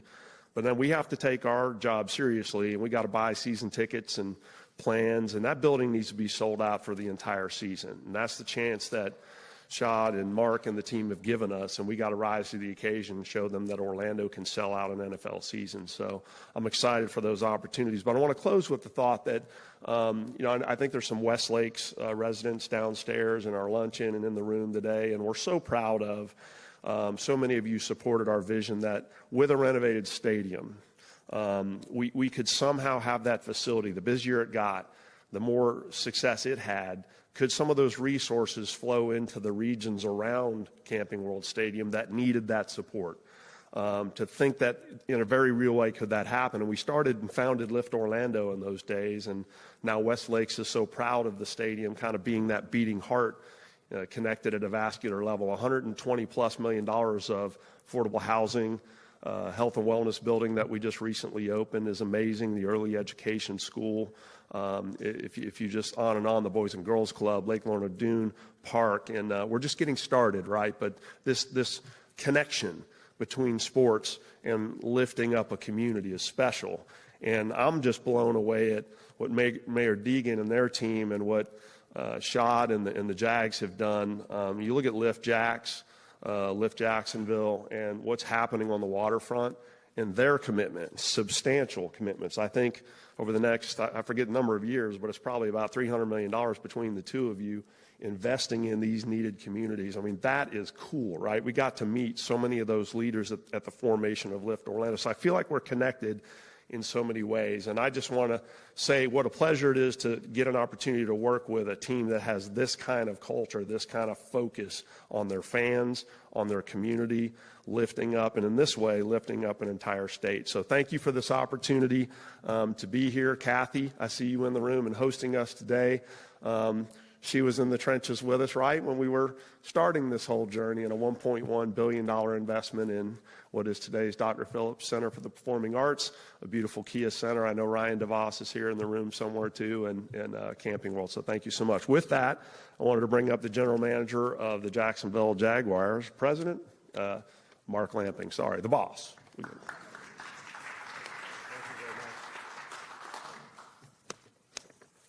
Like everybody else, I serve at the pleasure of Shad Khan, so the title really doesn't make a bit of difference. But I would like to thank a lot of people.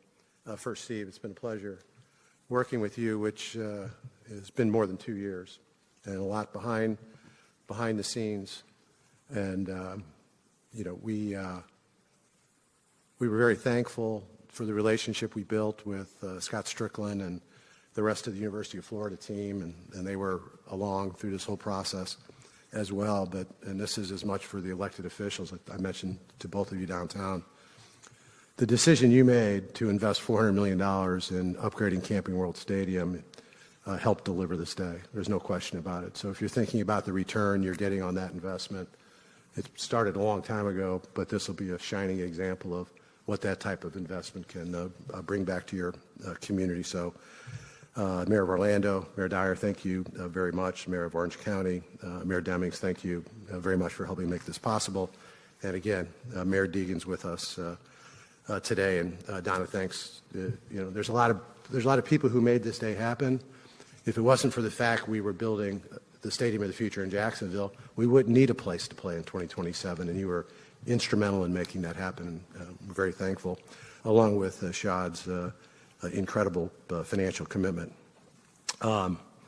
Very thankful over the past 2 years, the support of the NFL staff, NFL teams yesterday. You saw the unanimous approval, and also, in particular, the Tampa Bay Buccaneers. My counterpart at the Bucs, Brian Ford, was particularly helpful as we went through this process. It wasn't an easy process. We also have a few of our senior Jaguars leadership here today. Mega Parik's our Chief Legal Officer, Mark Sirota, our CFO, Chad Johnson, our Chief Operating Officer. Who else I'm missing here? John Dever, Head of Communications.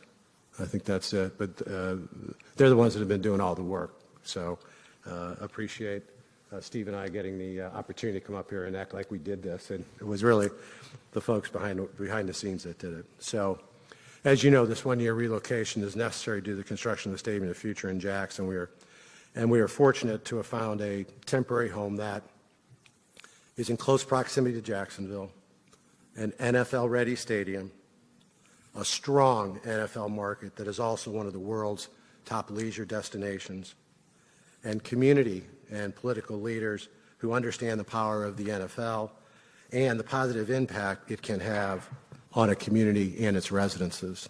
And really interesting to note the similarities. In the first time when you and I met and you explained Lift Orlando to me and explained about Lift Jacks, the Westlake neighborhood is very similar to the Out East neighborhood that is adjacent to the new stadium. Both neighborhoods that unfortunately were underserved for far too long and now are getting the type of investment that both of those communities deserve.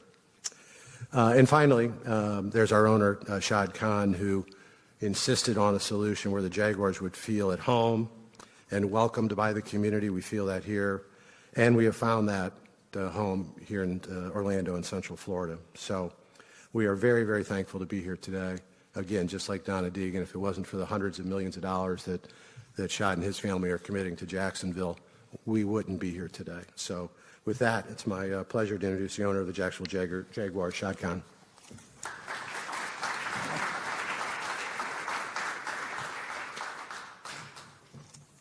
Thank you, Mark. So I'm honored to officially announce the Jacksonville Jaguars residency for the 2027 season at Camping World Stadium here in Orlando, Florida.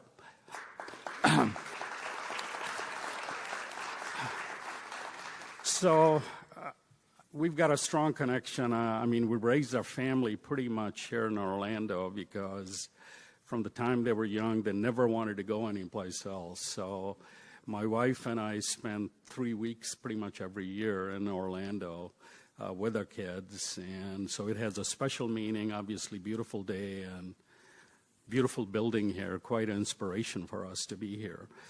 And our experience on some of the my son, All Elite Wrestling, they've had a phenomenal experience, fan support, and Fulham was here a couple of years ago on a friendly. So all of those were fabulous experiences, and I mean, I just couldn't be happier for us to be here under the circumstances playing our next season here. So Mark is right. I mean, for all the reasons talked about, Orlando is as perfect as our home away from home, and we're grateful to everyone who made it happen. So thank you.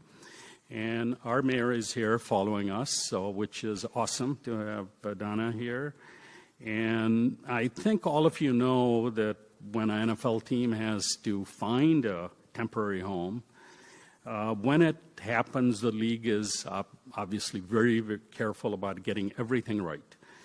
And that's especially true on game days, because the game days are the most important day on the calendar.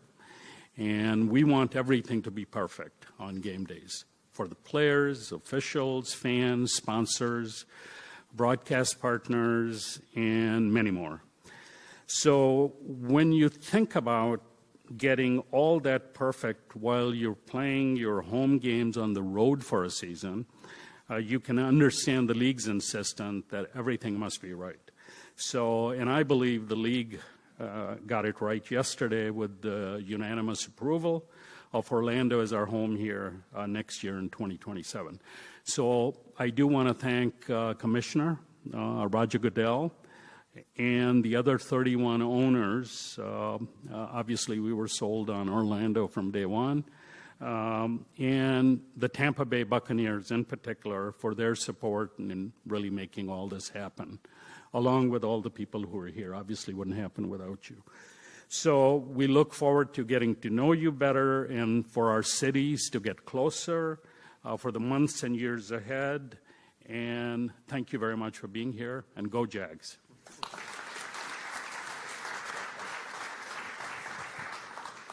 Thanks so much, Shad. And without further ado, we'll bring up City of Orlando Mayor Buddy Dyer.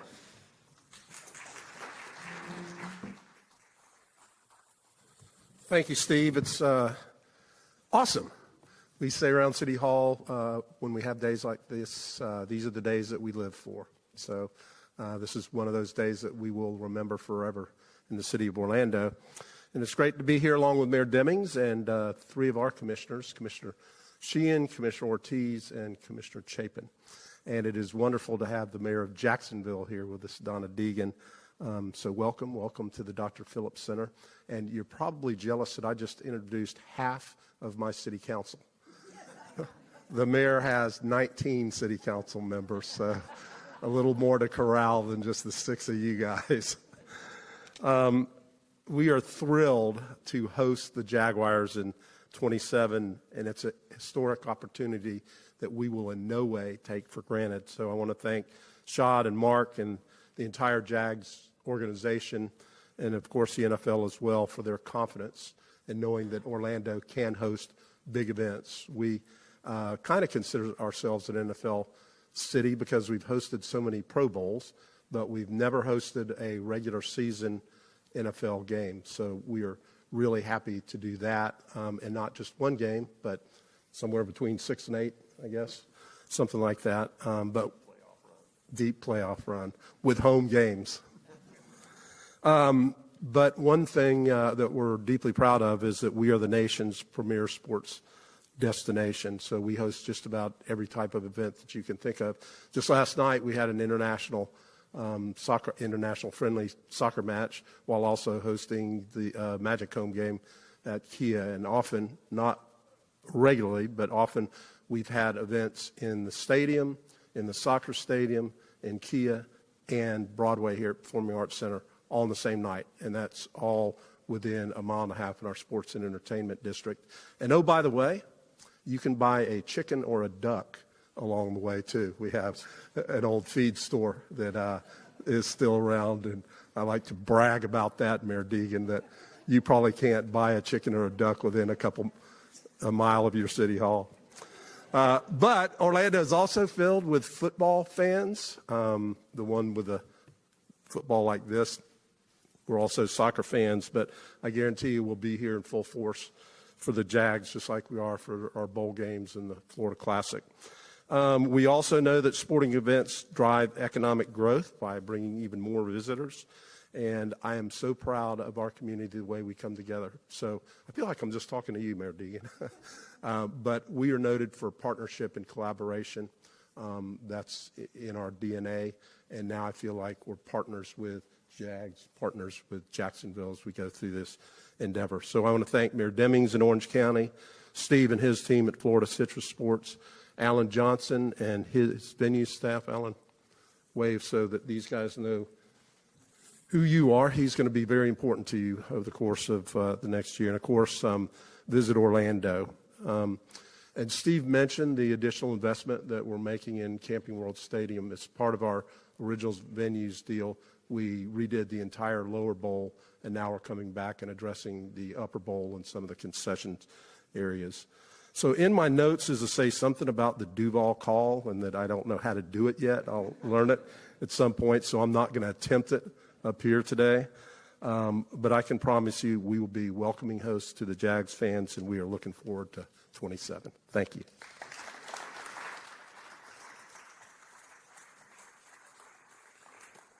Thanks, Mayor. I think a lot of us would like to see that. That would clearly been the snippet would have been on all these news shows tonight. But we can always hope for the next speaker to jump in there. So without much further ado, Orange County Mayor Jerry Demings.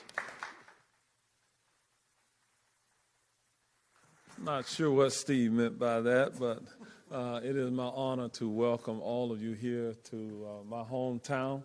I say to Shad Khan, thank you for investing in our community as well. Mayor Deegan, welcome to our town. And we're really excited about bringing the Jaguar team into this community. I'm closely aligned with the Jaguars. My wife is from Jacksonville, and we've teased her a long time about being from Duval, right? All right. From our college days at Florida State University to today, we kind of tease them about that. But we're excited to bring you here because of what it means to our local economy. We remain the #1 tourist destination in North America. And what that means for us, 75.3 million visitors come here each year. That translates into a $95+ billion industry for us. And so when people come to visit, they stay in our hotel rooms and they pay that bed tax. And last year in 2025, we brought in over $385 million as a result of that. And there's no doubt there are going to be some fans who will travel from Jacksonville and other places who are going to stay in our hotel rooms.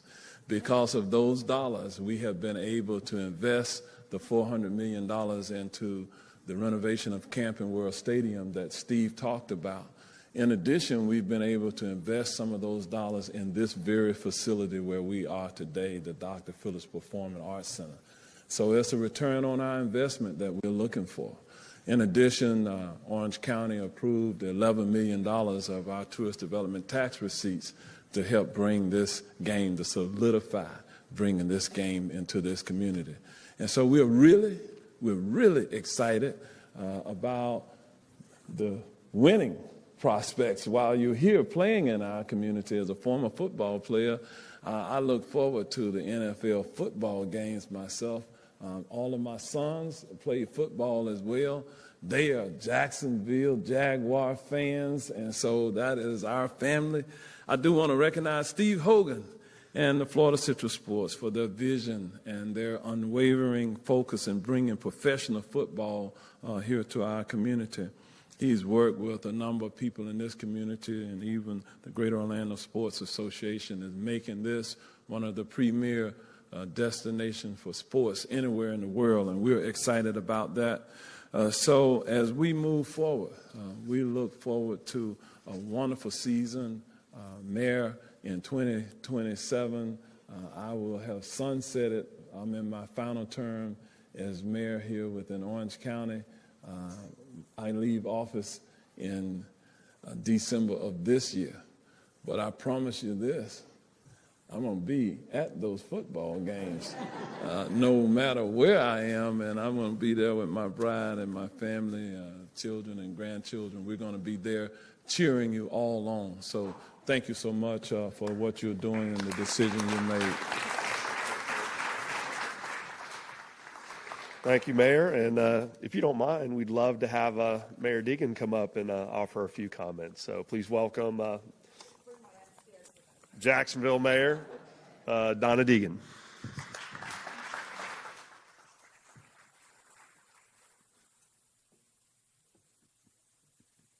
There we go. They always put me next to Tony because we match so well together. I've known Tony, gosh, I grew up in Jacksonville and, of course, was there before we ever had the Jaguars, and thrilled when we got them, and have known Tony since he was about 3 times the size that he is now.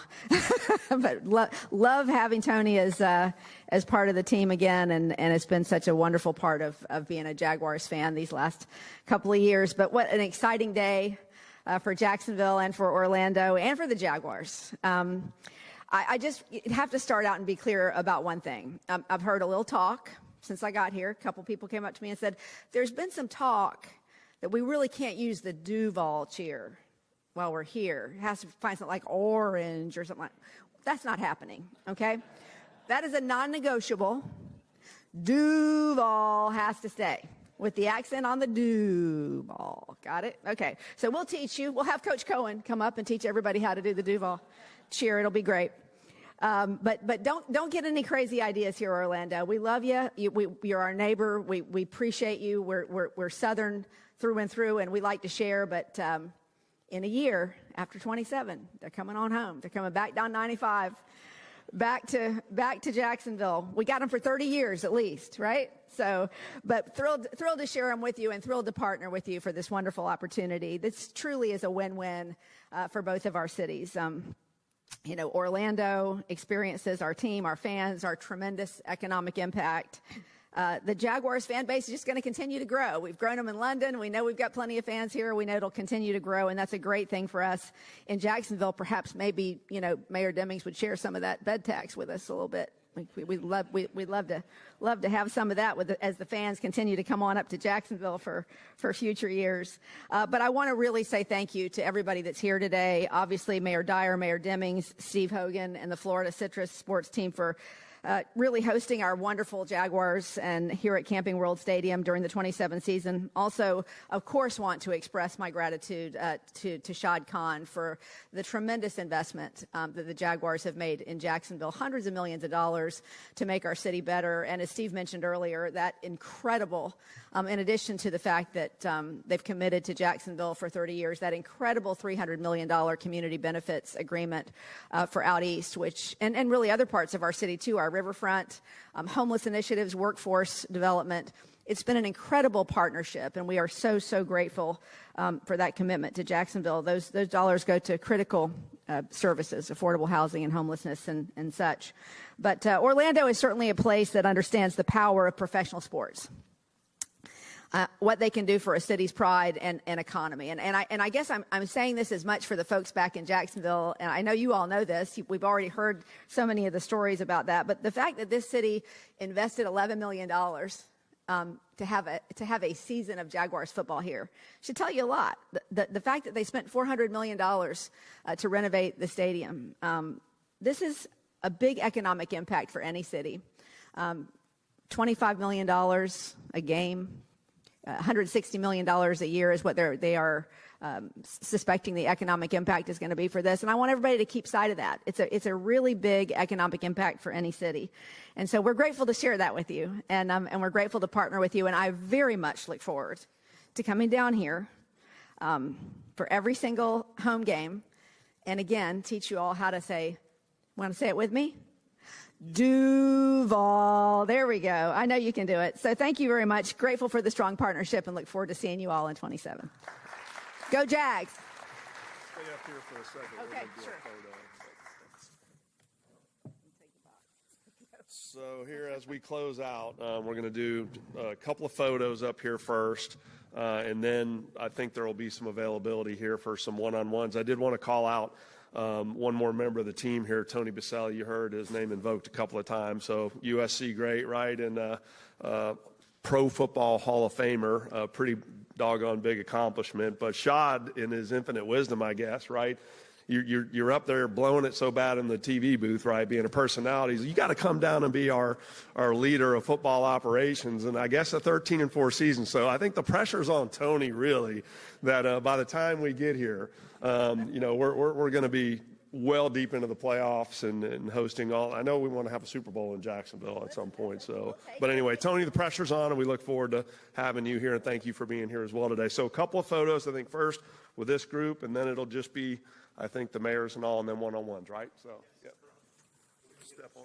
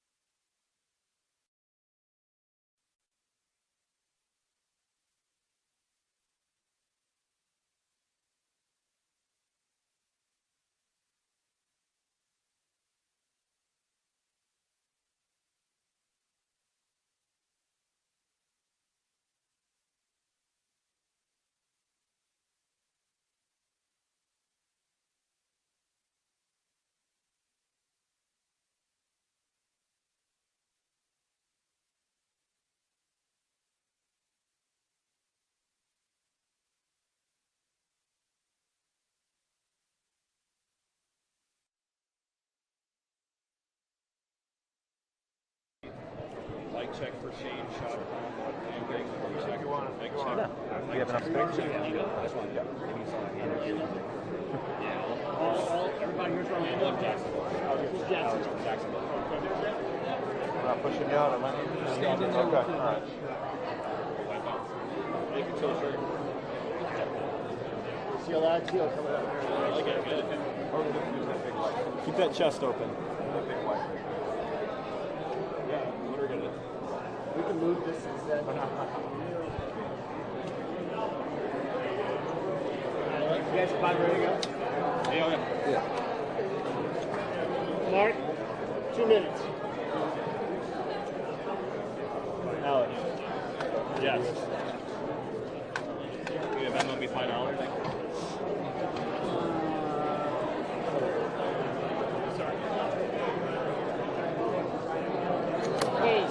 Hayes. Mark.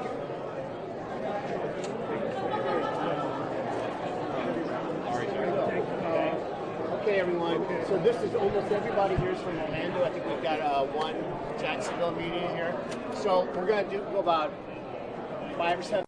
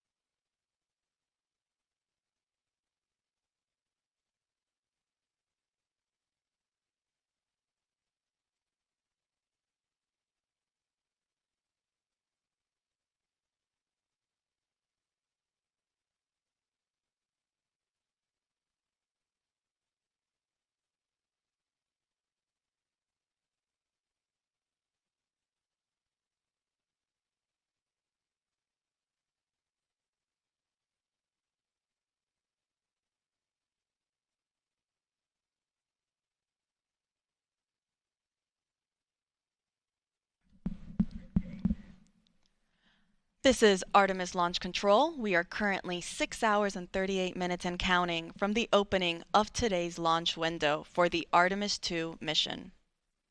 That launch window opens at 6:24 p.m. Eastern Time this evening, and teams do have a 2-hour launch window in which they can attempt to launch the SLS, or the Space Launch System rocket, and Orion spacecraft. The Artemis launch team is currently loading cryogenic or super cold liquid propellant onto SLS. We are currently in replenish mode for both liquid hydrogen tanks on the 2 stages of our SLS rocket. We're still in our topping phase on the core stage liquid oxygen tank. That means we're just finishing it up. You can see there it looks almost all the way full. And following that, it will enter into what is also into its replenish mode as well. The liquid oxygen tank on the upper stage, meanwhile, is now in fast fill. So that means all 4 tanks are now receiving propellant.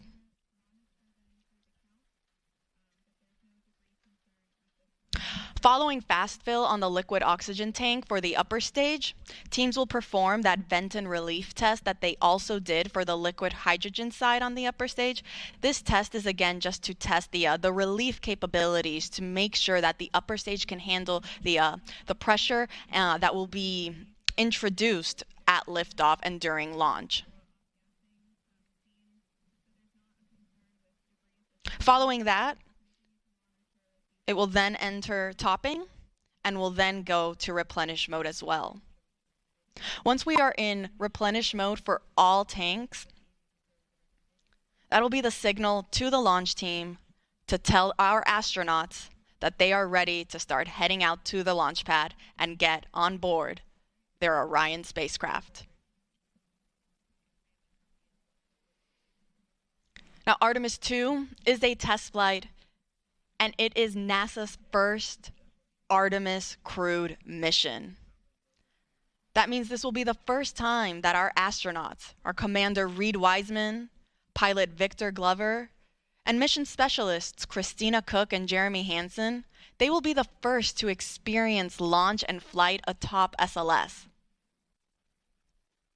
The rocket hits a maximum speed of 22,670 miles per hour.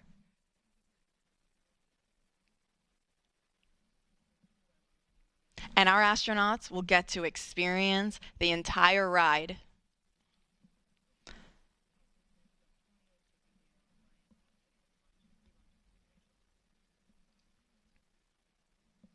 So to quickly recap, we are in replenish mode for both liquid hydrogen tanks.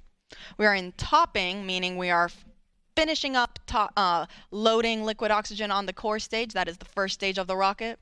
And we are in fast fill for the liquid oxygen tank on our second stage, or that interim cryogenic propulsion stage.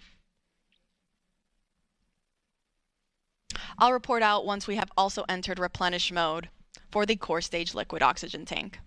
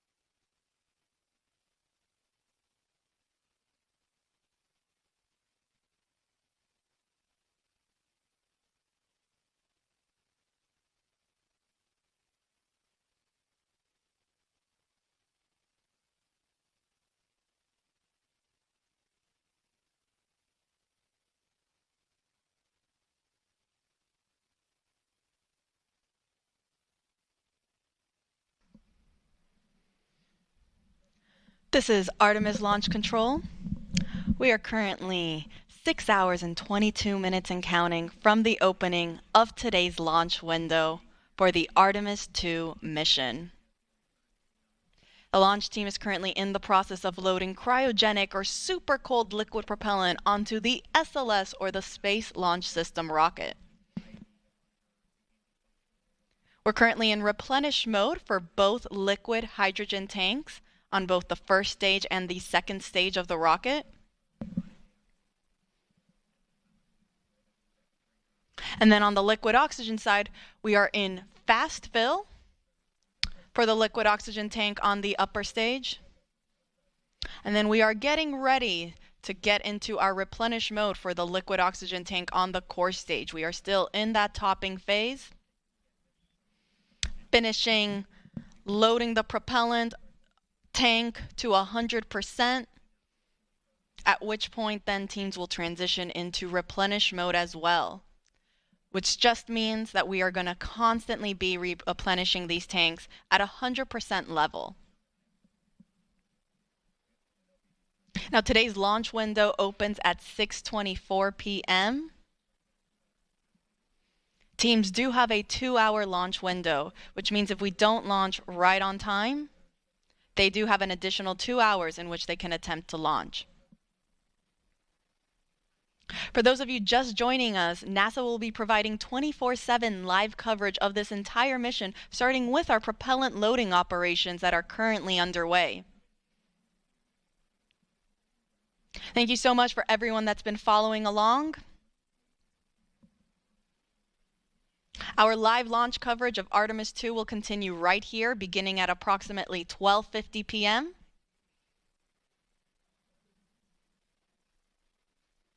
where the rest of my NASA commentators will be chiming in on how the rest of today's countdown goes. And we'll take you through the rest of the mission.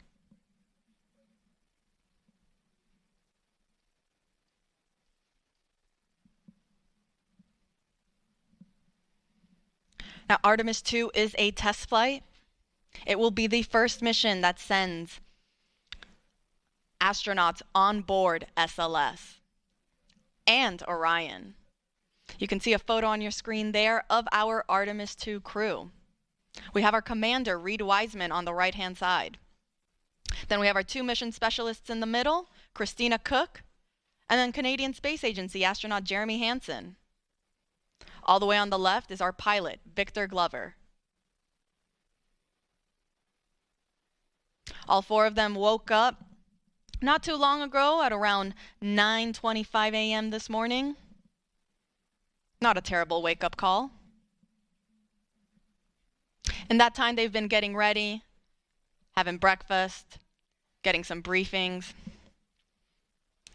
And they'll get one more briefing. It's the flight crew weather brief, where they'll get a status on where we are in the countdown, what the current forecast looks like.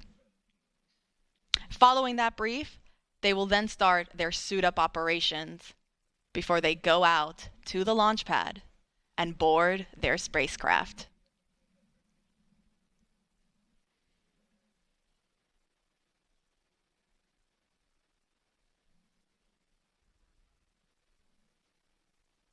And teams did report that we have now entered replenish mode for the core stage liquid oxygen tank. So we are now in replenish for both liquid hydrogen tanks on the core stage and the upper stage. And we are also in replenish mode for the core stage liquid oxygen tank.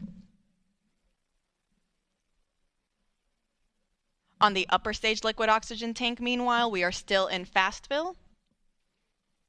And I'll report out once then we transition from fast fill onto the next step, which will again be that vent and relief test. This is pressurizing the upper stage tanks with heliums to test the relief capabilities of the tank pressure to make sure that it can handle that capability during flight. Following that test, teams will then start topping on the liquid oxygen tank, and will then, after topping, will then transition into replenish mode as well.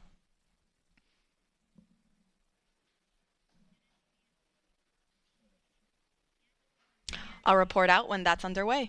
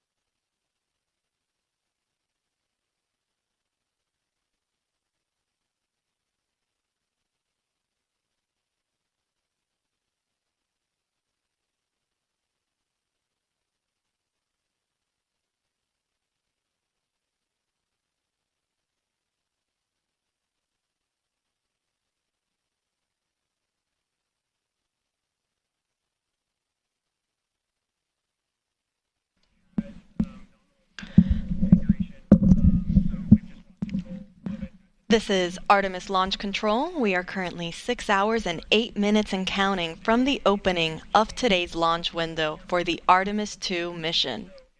Now, the launch window opens at 6:24 p.m. Eastern Time this evening, and teams do have a 2-hour launch window, which means that they have 2 hours in which they can try to launch the SLS, or the Space Launch System rocket, and Orion spacecraft that will send NASA astronauts Reid Wiseman, Victor Glover, Christina Koch, and Canadian Space Agency astronaut Jeremy Hansen on a 10-day mission around the moon and back. Now, the launch team is currently in the process of loading cryogenic or super cold liquid propellant onto the SLS rocket. The propellants that are used to power SLS are liquid hydrogen and liquid oxygen. We are currently in our replenish phase for both liquid hydrogen tanks on the 2 phases of the on the 2 stages of the rocket. That is both the core stage and the interim cryogenic propulsion stage. Replenish mode just basically means that now these tanks are at 100% level, and teams are going to constantly be replenishing them as they start to warm up and boil off. You can see some of that gas that's being vented off the rocket there. That's normal. Teams totally expect to see that. And because of that, we have then a replenish valve to constantly be replenishing the tank with that liquid propellant. So we make sure that we are 100% level and we're not losing any propellants in the tank. The reason that you see some of that venting happening is because as we get throughout the countdown and the temperatures start to rise, that liquid propellant will become a gas. And so it'll start boiling off and then it'll vent outside the rocket. Hence the need for a replenish valve. So we are in replenish for both liquid hydrogen tanks. We are also in replenish for the core stage liquid oxygen tank. And we are in fast fill for the upper stage, or that interim cryogenic propulsion stage, liquid oxygen tank. Now, fast fill is the main portion of our propellant loading operations, where teams are actively loading that propellant at a much faster rate. Now, following fast fill, teams transition into what is called topping. As the name suggests, it just means to top off the tanks. And then following topping, we enter what is replenish. So once we are at replenish for the liquid oxygen tank on the interim cryogenic propulsion stage, we're going to enter what is called all stages in replenish. This means that all 4 tanks on the SLS rocket are fully fueled, and our astronauts are ready then to go and head out to the launch pad when they get the go from our launch director, Charlie Blackwell Thompson.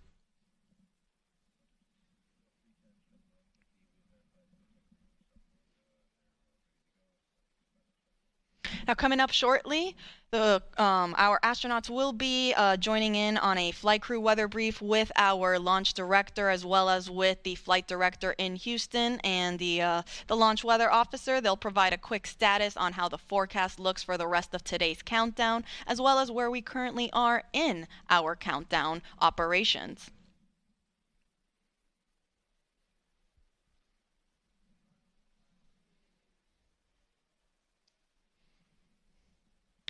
A little earlier, the launch weather officer did let our launch director know that we might get some showers in about 2 hours. However, there is no lightning threat, and they will plan on discussing this again during the flight crew weather brief.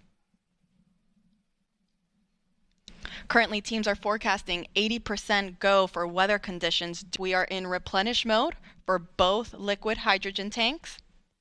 We are also in replenish mode on the liquid oxygen tank on the core stage. That is the first stage of the SLS rocket. And we're in fast fill for the liquid oxygen tank on the upper stage.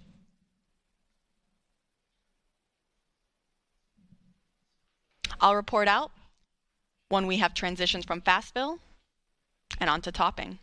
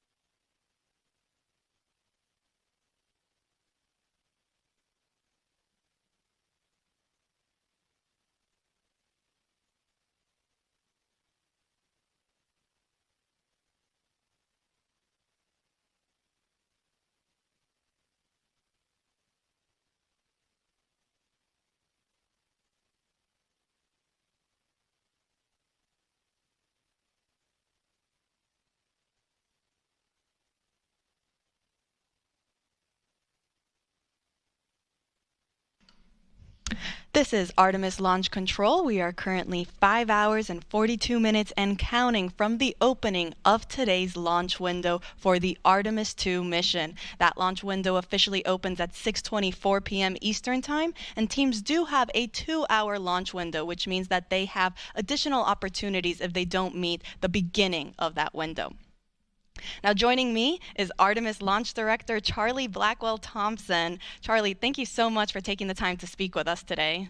Oh, you're more than welcome. It's great to be here, Tony. It sure is. Now, we know that you just conducted a flight crew weather brief with our astronauts as well as teams and mission control and our launch weather officer. Do you mind providing us kind of how that went and what we can expect? Yes, the weather brief went really well. What we do during that weather brief is we give the flight crew a summary of where we are in our tanking, what's left, and of course we have our core stage and our upper stage fully loaded with LH2, and we're in Replenish, and we are just finishing up our LO2, or liquid oxygen load, into the upper stage. So we provided that status along with any non-conformances that the crew might be interested in, and then we went through the weather. And so our weather from our launch weather officer remains at a 80% likelihood of go today and a 20% chance of violation.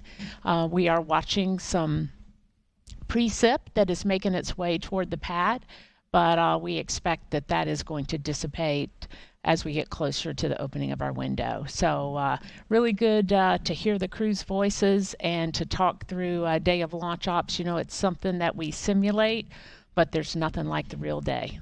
Absolutely. I can only imagine, and it's great news to hear that we are still 80% go. Those are very, very favorable conditions. Let's hope it stays that way. You mentioned we're getting closer to reaching what is called all stages in stable replenish. That means that we will have all 4 tanks at 100% flight level. Charlie, can you walk us through then what are some of those upcoming milestones once we reach all stages replenish? Absolutely. So one of the big milestones when you reach stable replenish on all stages is you begin to send the closeout crew into the pad. And so we're just a few minutes away from getting into that, and we'll deploy them to the pad, and they'll start getting ready for the flight crew. And then, of course, shortly after that is the exciting milestone of seeing the crew walk out of the operations and checkout building and make their way to the pad. And that's certainly something that we've been waiting a very long time to see. It's going to be very exciting, I think, certainly for our team. It'll be exciting for our country, and it'll be exciting for people all over the world who are watching our crew head to the pad, knowing that we are just about 5 hours or so from launch. You couldn't have said it any better. This is very exciting for the entire world. We cannot wait for that moment when we see our astronauts depart their crew quarters and head to the pad. Charlie, thank you so much for taking the chance to speak with us today. We are rooting for you. We're wishing you the best of luck in today's countdown, and we'll let you get back on console. All right. Thank you, Tony. Appreciate the opportunity to chat with you, and go Artemis. Go Artemis.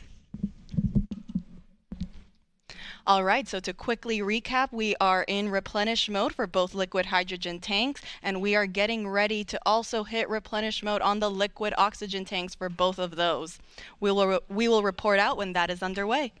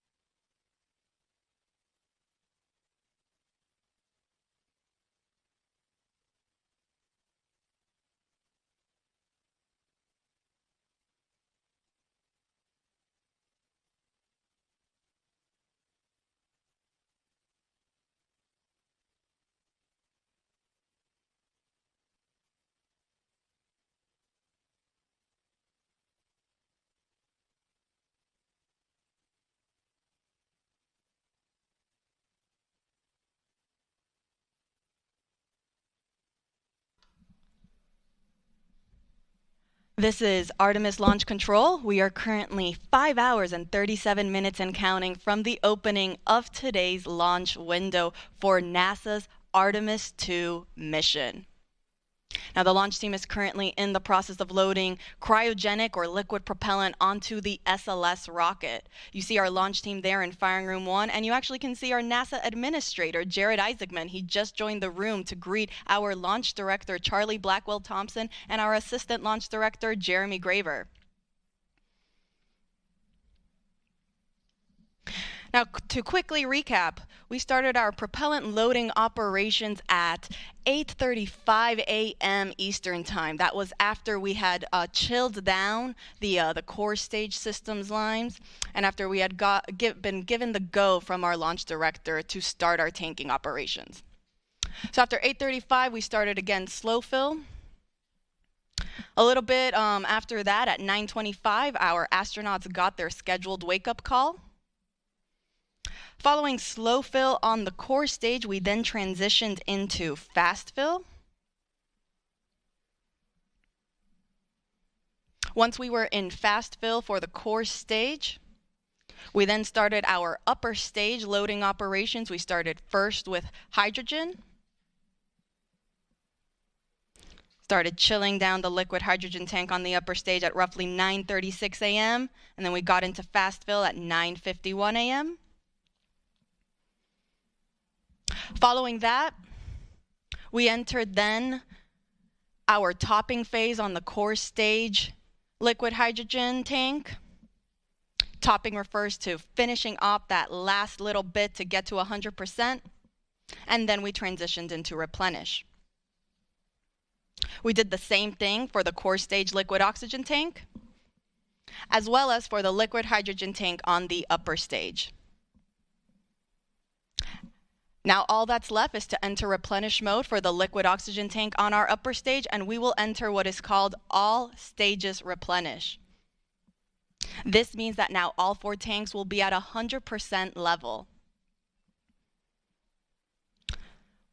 Once we reach this stage, this will be the signal for our launch team to let our astronauts know that they have the clear to enter the launch pad and go and enter their spacecraft.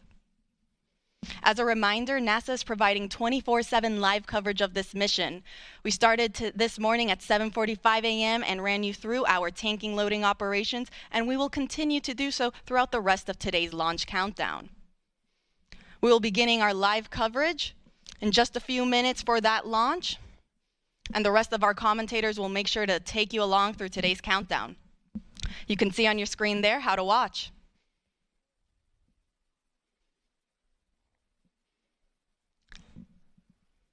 And as our launch director just recently said when she came on air, let's go Artemis II.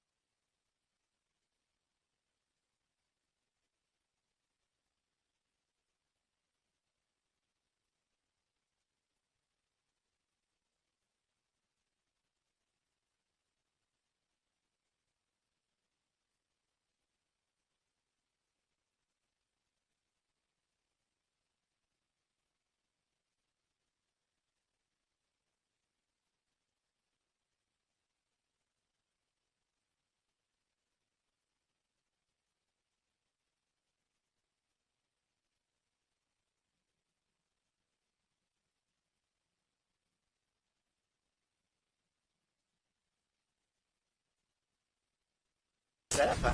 Yeah. Yeah. And it's a great shot. Like, there's the rocket right there. You guys have to come here early and mark your territory? Well, NASA marked it for us. Oh, good. Okay. There you go. But yeah.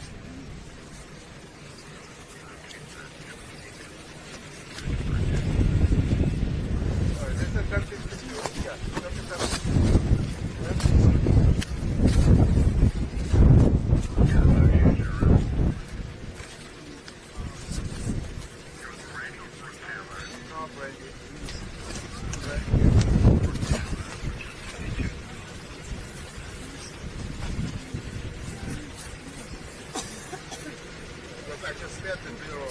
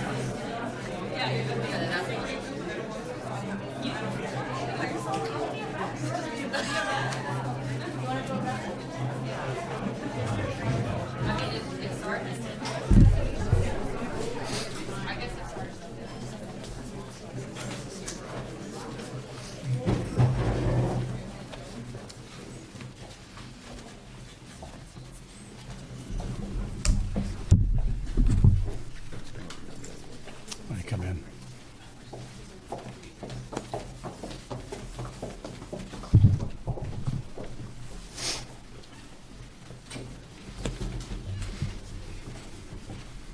Hey, good afternoon. I'm Osceola County Sheriff Chris Blackman. In the last week, our agency had a multi-agency undercover operation, which led to the arrest of 16 individuals, which you'll see up here on the Operation Ketchikan display. These 16 individuals came here intending to have sex with children, minors.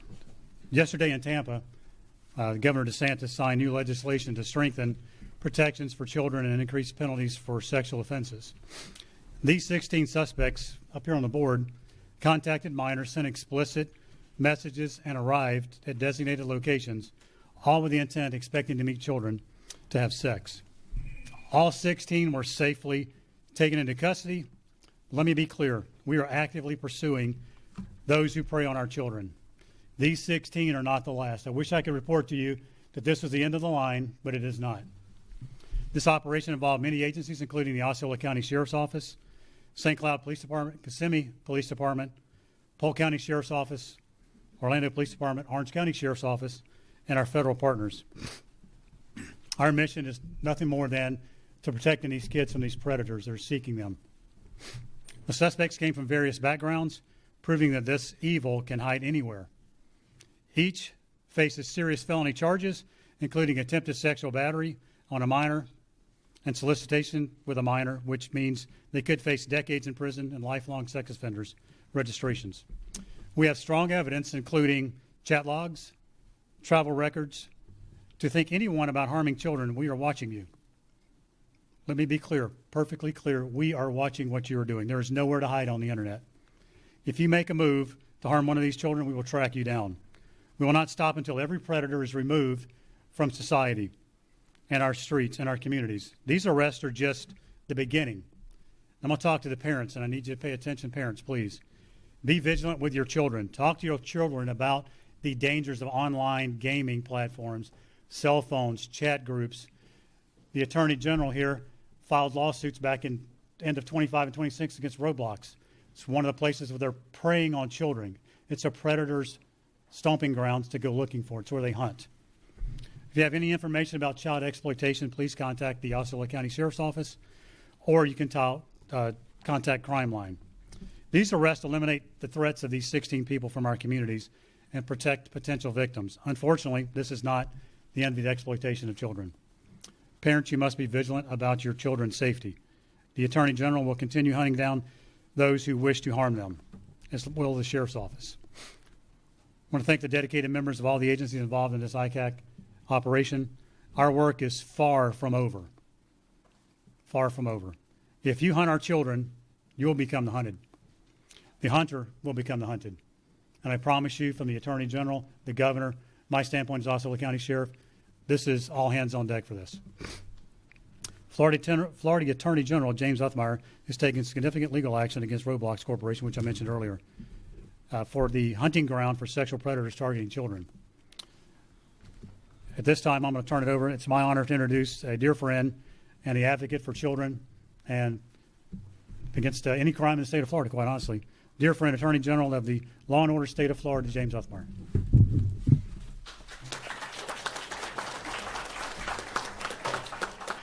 Thank you, Sheriff. I tell you, Sheriff Blackman is doing a fantastic job since he took office. We're glad to have him here.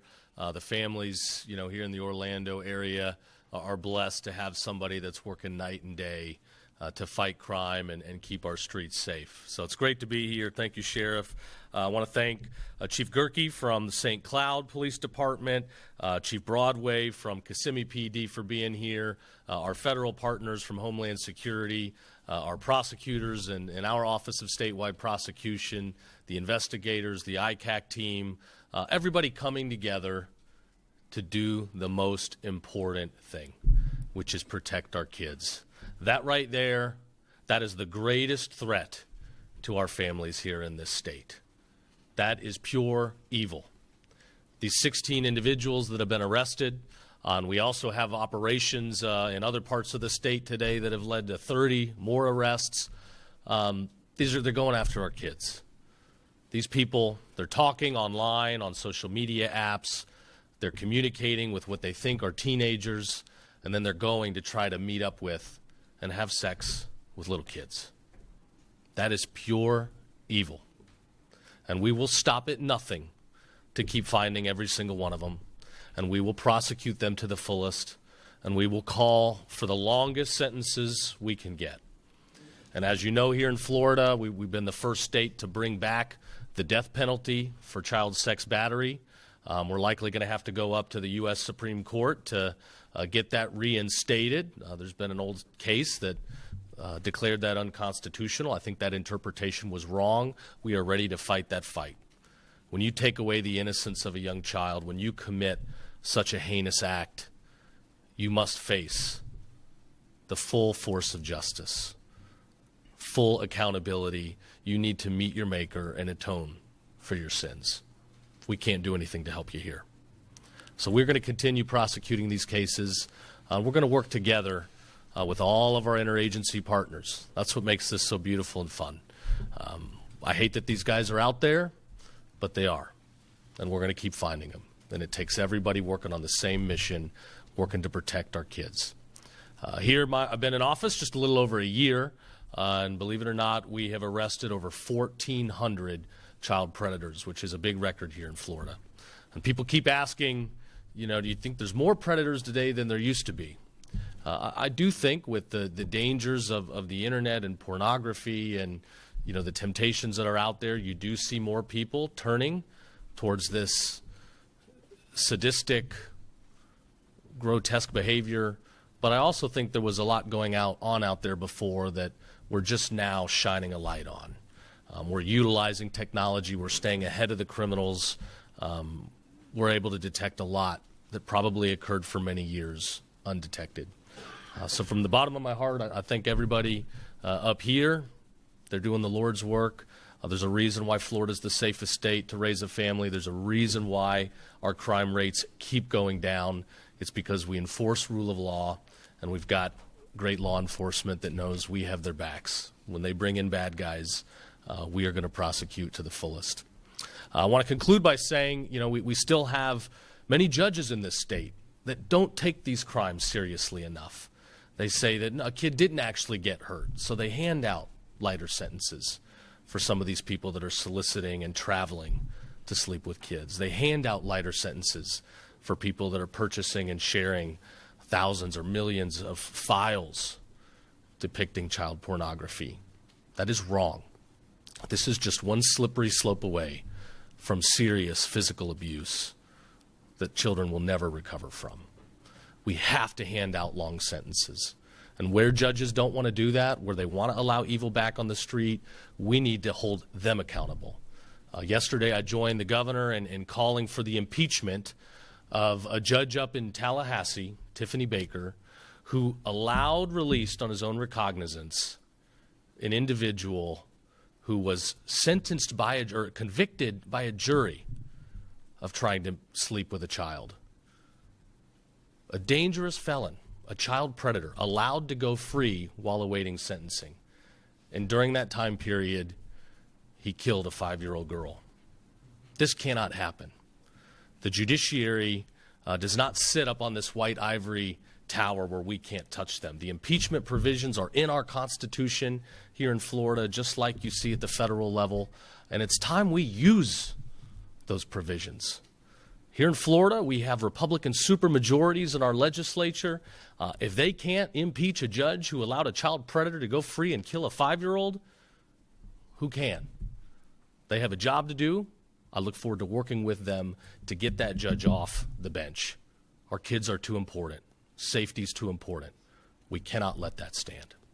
So God bless you all. Thank you for being here. And I'll turn it over now to Rita Peters, who's our special counsel in our Office of Statewide Prosecution and who is these guys' worst nightmare. So thanks for being here.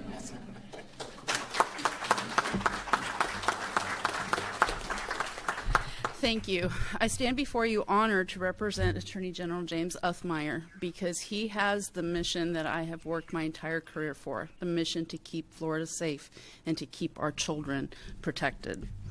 I stand alongside our law enforcement partners in a unified effort to keep Florida safe.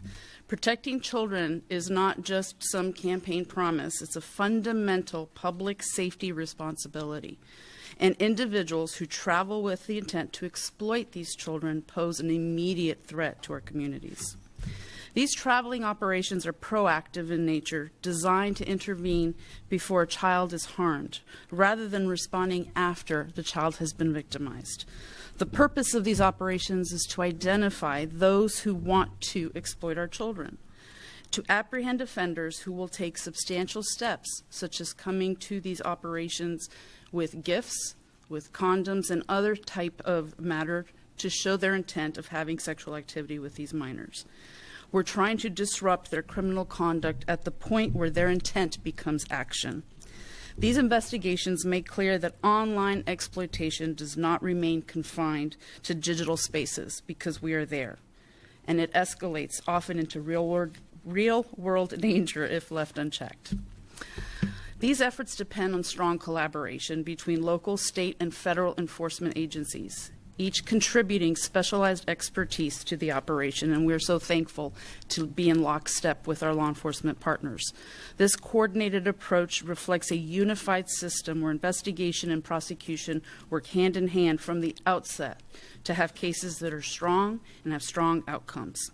I want to thank the Osceola County Sheriff's Office for their leadership and commitment to this operation, as well as all the local and state and federal law enforcement agencies who assisted in this endeavor, and also to my Orlando Bureau counterparts or co-workers who also assisted.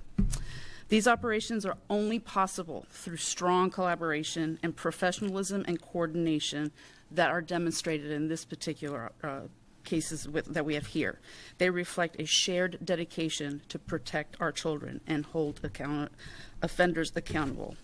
To those who intend to exploit our children, the message should be clear by now. Traveling to meet a child for sexual purposes will result in your arrest and your prosecution and your ultimate sentence. Online anonymity will no longer protect your criminal conduct, and we are going to ensure that we come and we get you, and we are actively locating you, investigating you, and apprehending you. We will continue to work in partnership with our law enforcement to identify these offenders, build strong cases, and hold those who seek to harm children fully accountable. As General Uthmeyer often says, if you hurt our children, the state of Florida will come after you with everything we've got, and that's a promise. Thank you.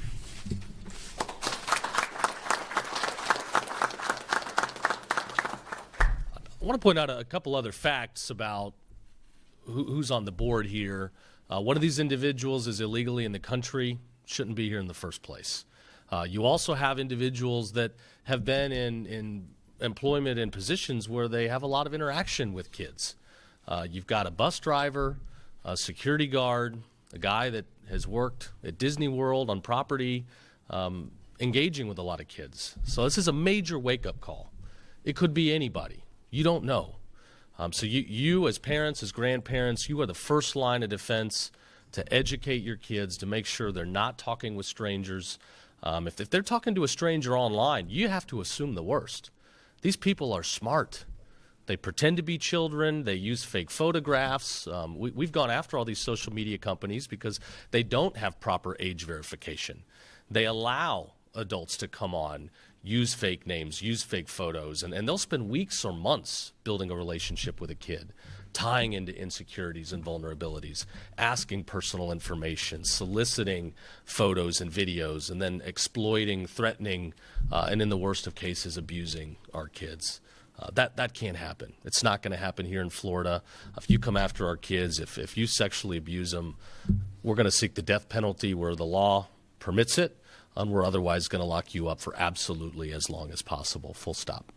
So with that, we've got time for a few questions if there's any. Can you talk about the operation and what work went into making these arrests here? How long it lasted? Sure. I believe it was 4 or 5 days. Cover police officers, investigators, people from the ICAC team that, again, are pretending to be young people. And so these villains on the other side that are all engaging in very sexual conversation and then ultimately attempting to go meet with children, they think they're about to meet a kid, and then they find out they're actually meeting a police officer. So you hate, every time we do one of these, I kind of pray we don't find anybody. We do them almost every week somewhere in Florida. And I pray, man, maybe this time we won't actually find somebody. We always do. And I'm glad we do. Because we got to get these people away from our kids before we have more people get hurt. Attorney General, what is your response to the NFL Commissioner's response to your experts from last week? Basically just said it needs to end the rule. Well, you know, here in Florida, we enforce the law. We have a Civil Rights Act that's been on the books for a long time. I know now a lot of corporate America is starting to revisit these policies where they would hire advanced people and provide preference based on the color of one's skin. We had a lot of laws here in the books in Florida that gave preference in contracts and procurement to minorities and people based on the color of their skin. That's government discrimination based on race. That is unconstitutional. Our Supreme Court has held as much. At the end of the day, you know, the NFL's had this rule where they require teams to go interview X many minorities before making a hire. Imagine being somebody where you get called in to interview for a job and you don't know, like, am I actually getting called because I'm good and they want me for my merit, or am I being called in to interview because of the color of my skin? It's wrong. So if they want to continue to break Florida law, we will have to pursue litigation and enforce our Civil Rights Act. At the end of the day, I think people at home, they want their football teams to win because they're good. They don't want their teams to, you know, have a coach of a certain color. I don't believe that. And I do not believe the NFL's racist. When you look at the composition of team, staff, and coaches, it's already a majority-minority organization. So I hope they scrap this rule. I hope they revisit it. We've given them until May 1 to provide their official response to our office. And then, you know, the easy way or the hard way, if we have to go the hard way, we will. Well, it's a state law being violated, so the state would seek legal recourse in state court. Yes, sir.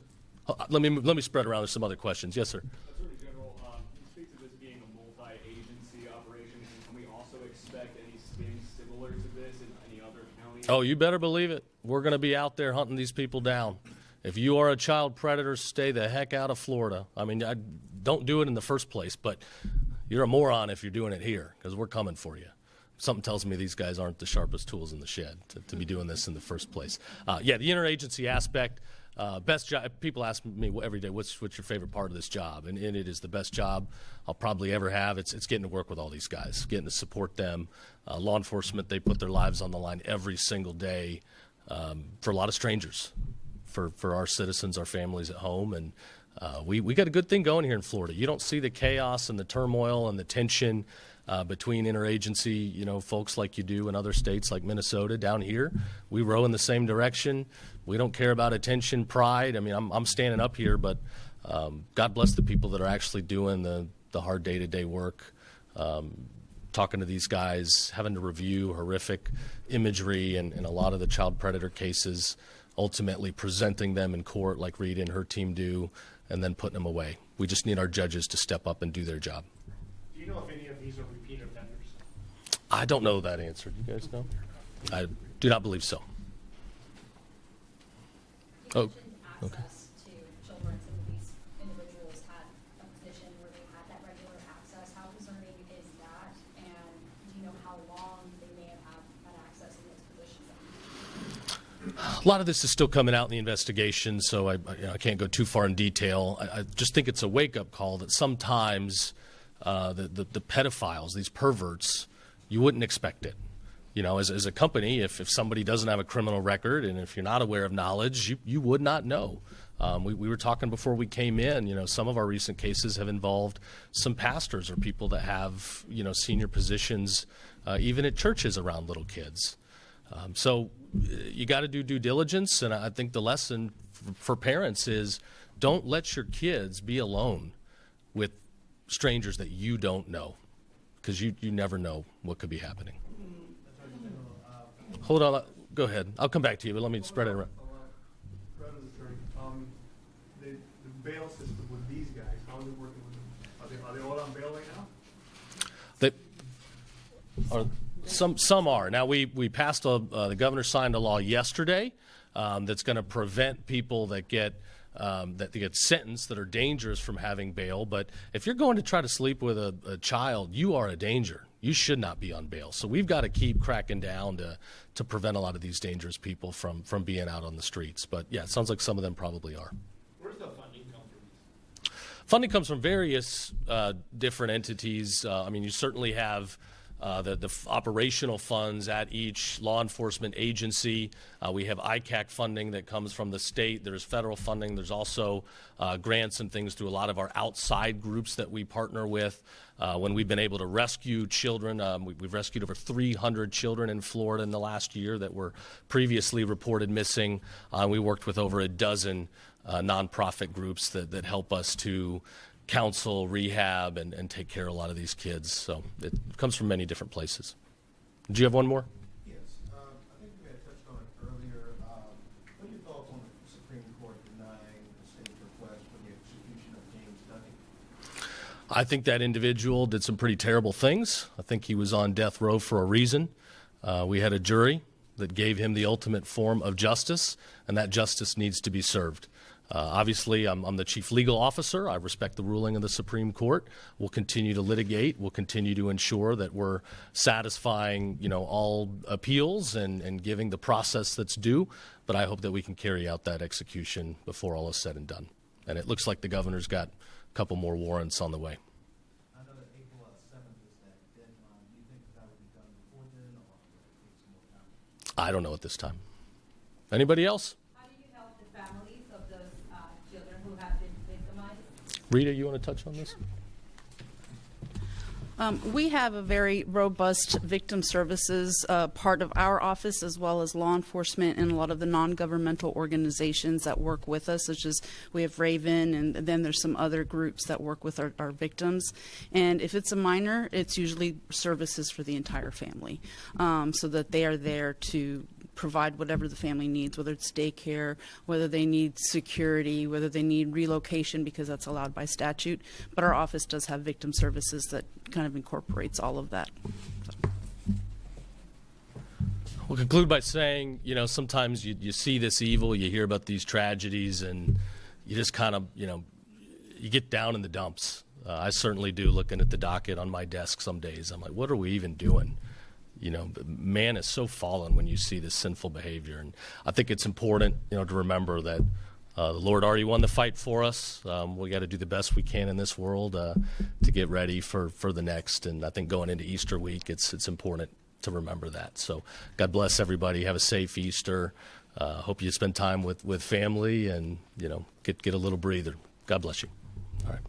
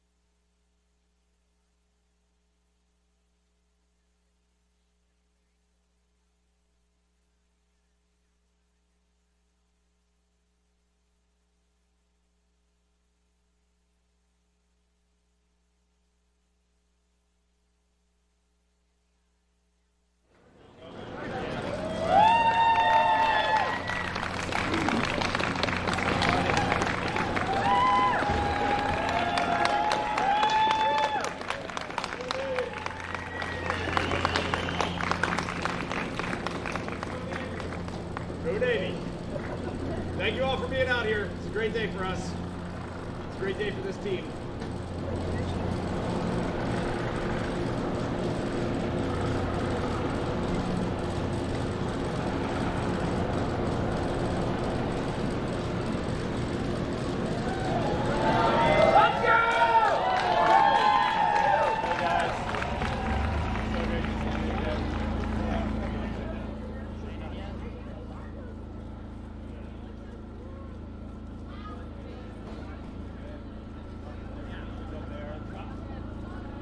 Excuse me, Zach. I gotta hide behind the pole behind you. Yeah. They don't want to send away. I know. I've been coming away too. I'm like, I can only move so far. I'm sorry. Here, yeah. Can you get out of the way? No. Exactly. It's like, no, like an inch this way. That's about it.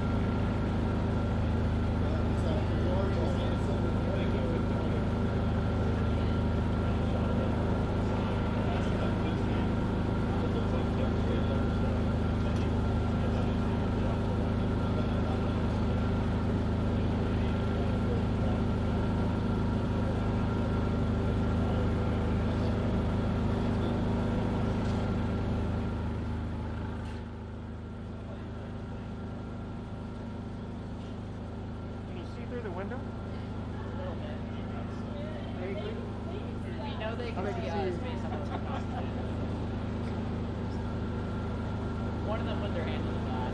It's probably That's all you can see? Get that Titanic scene.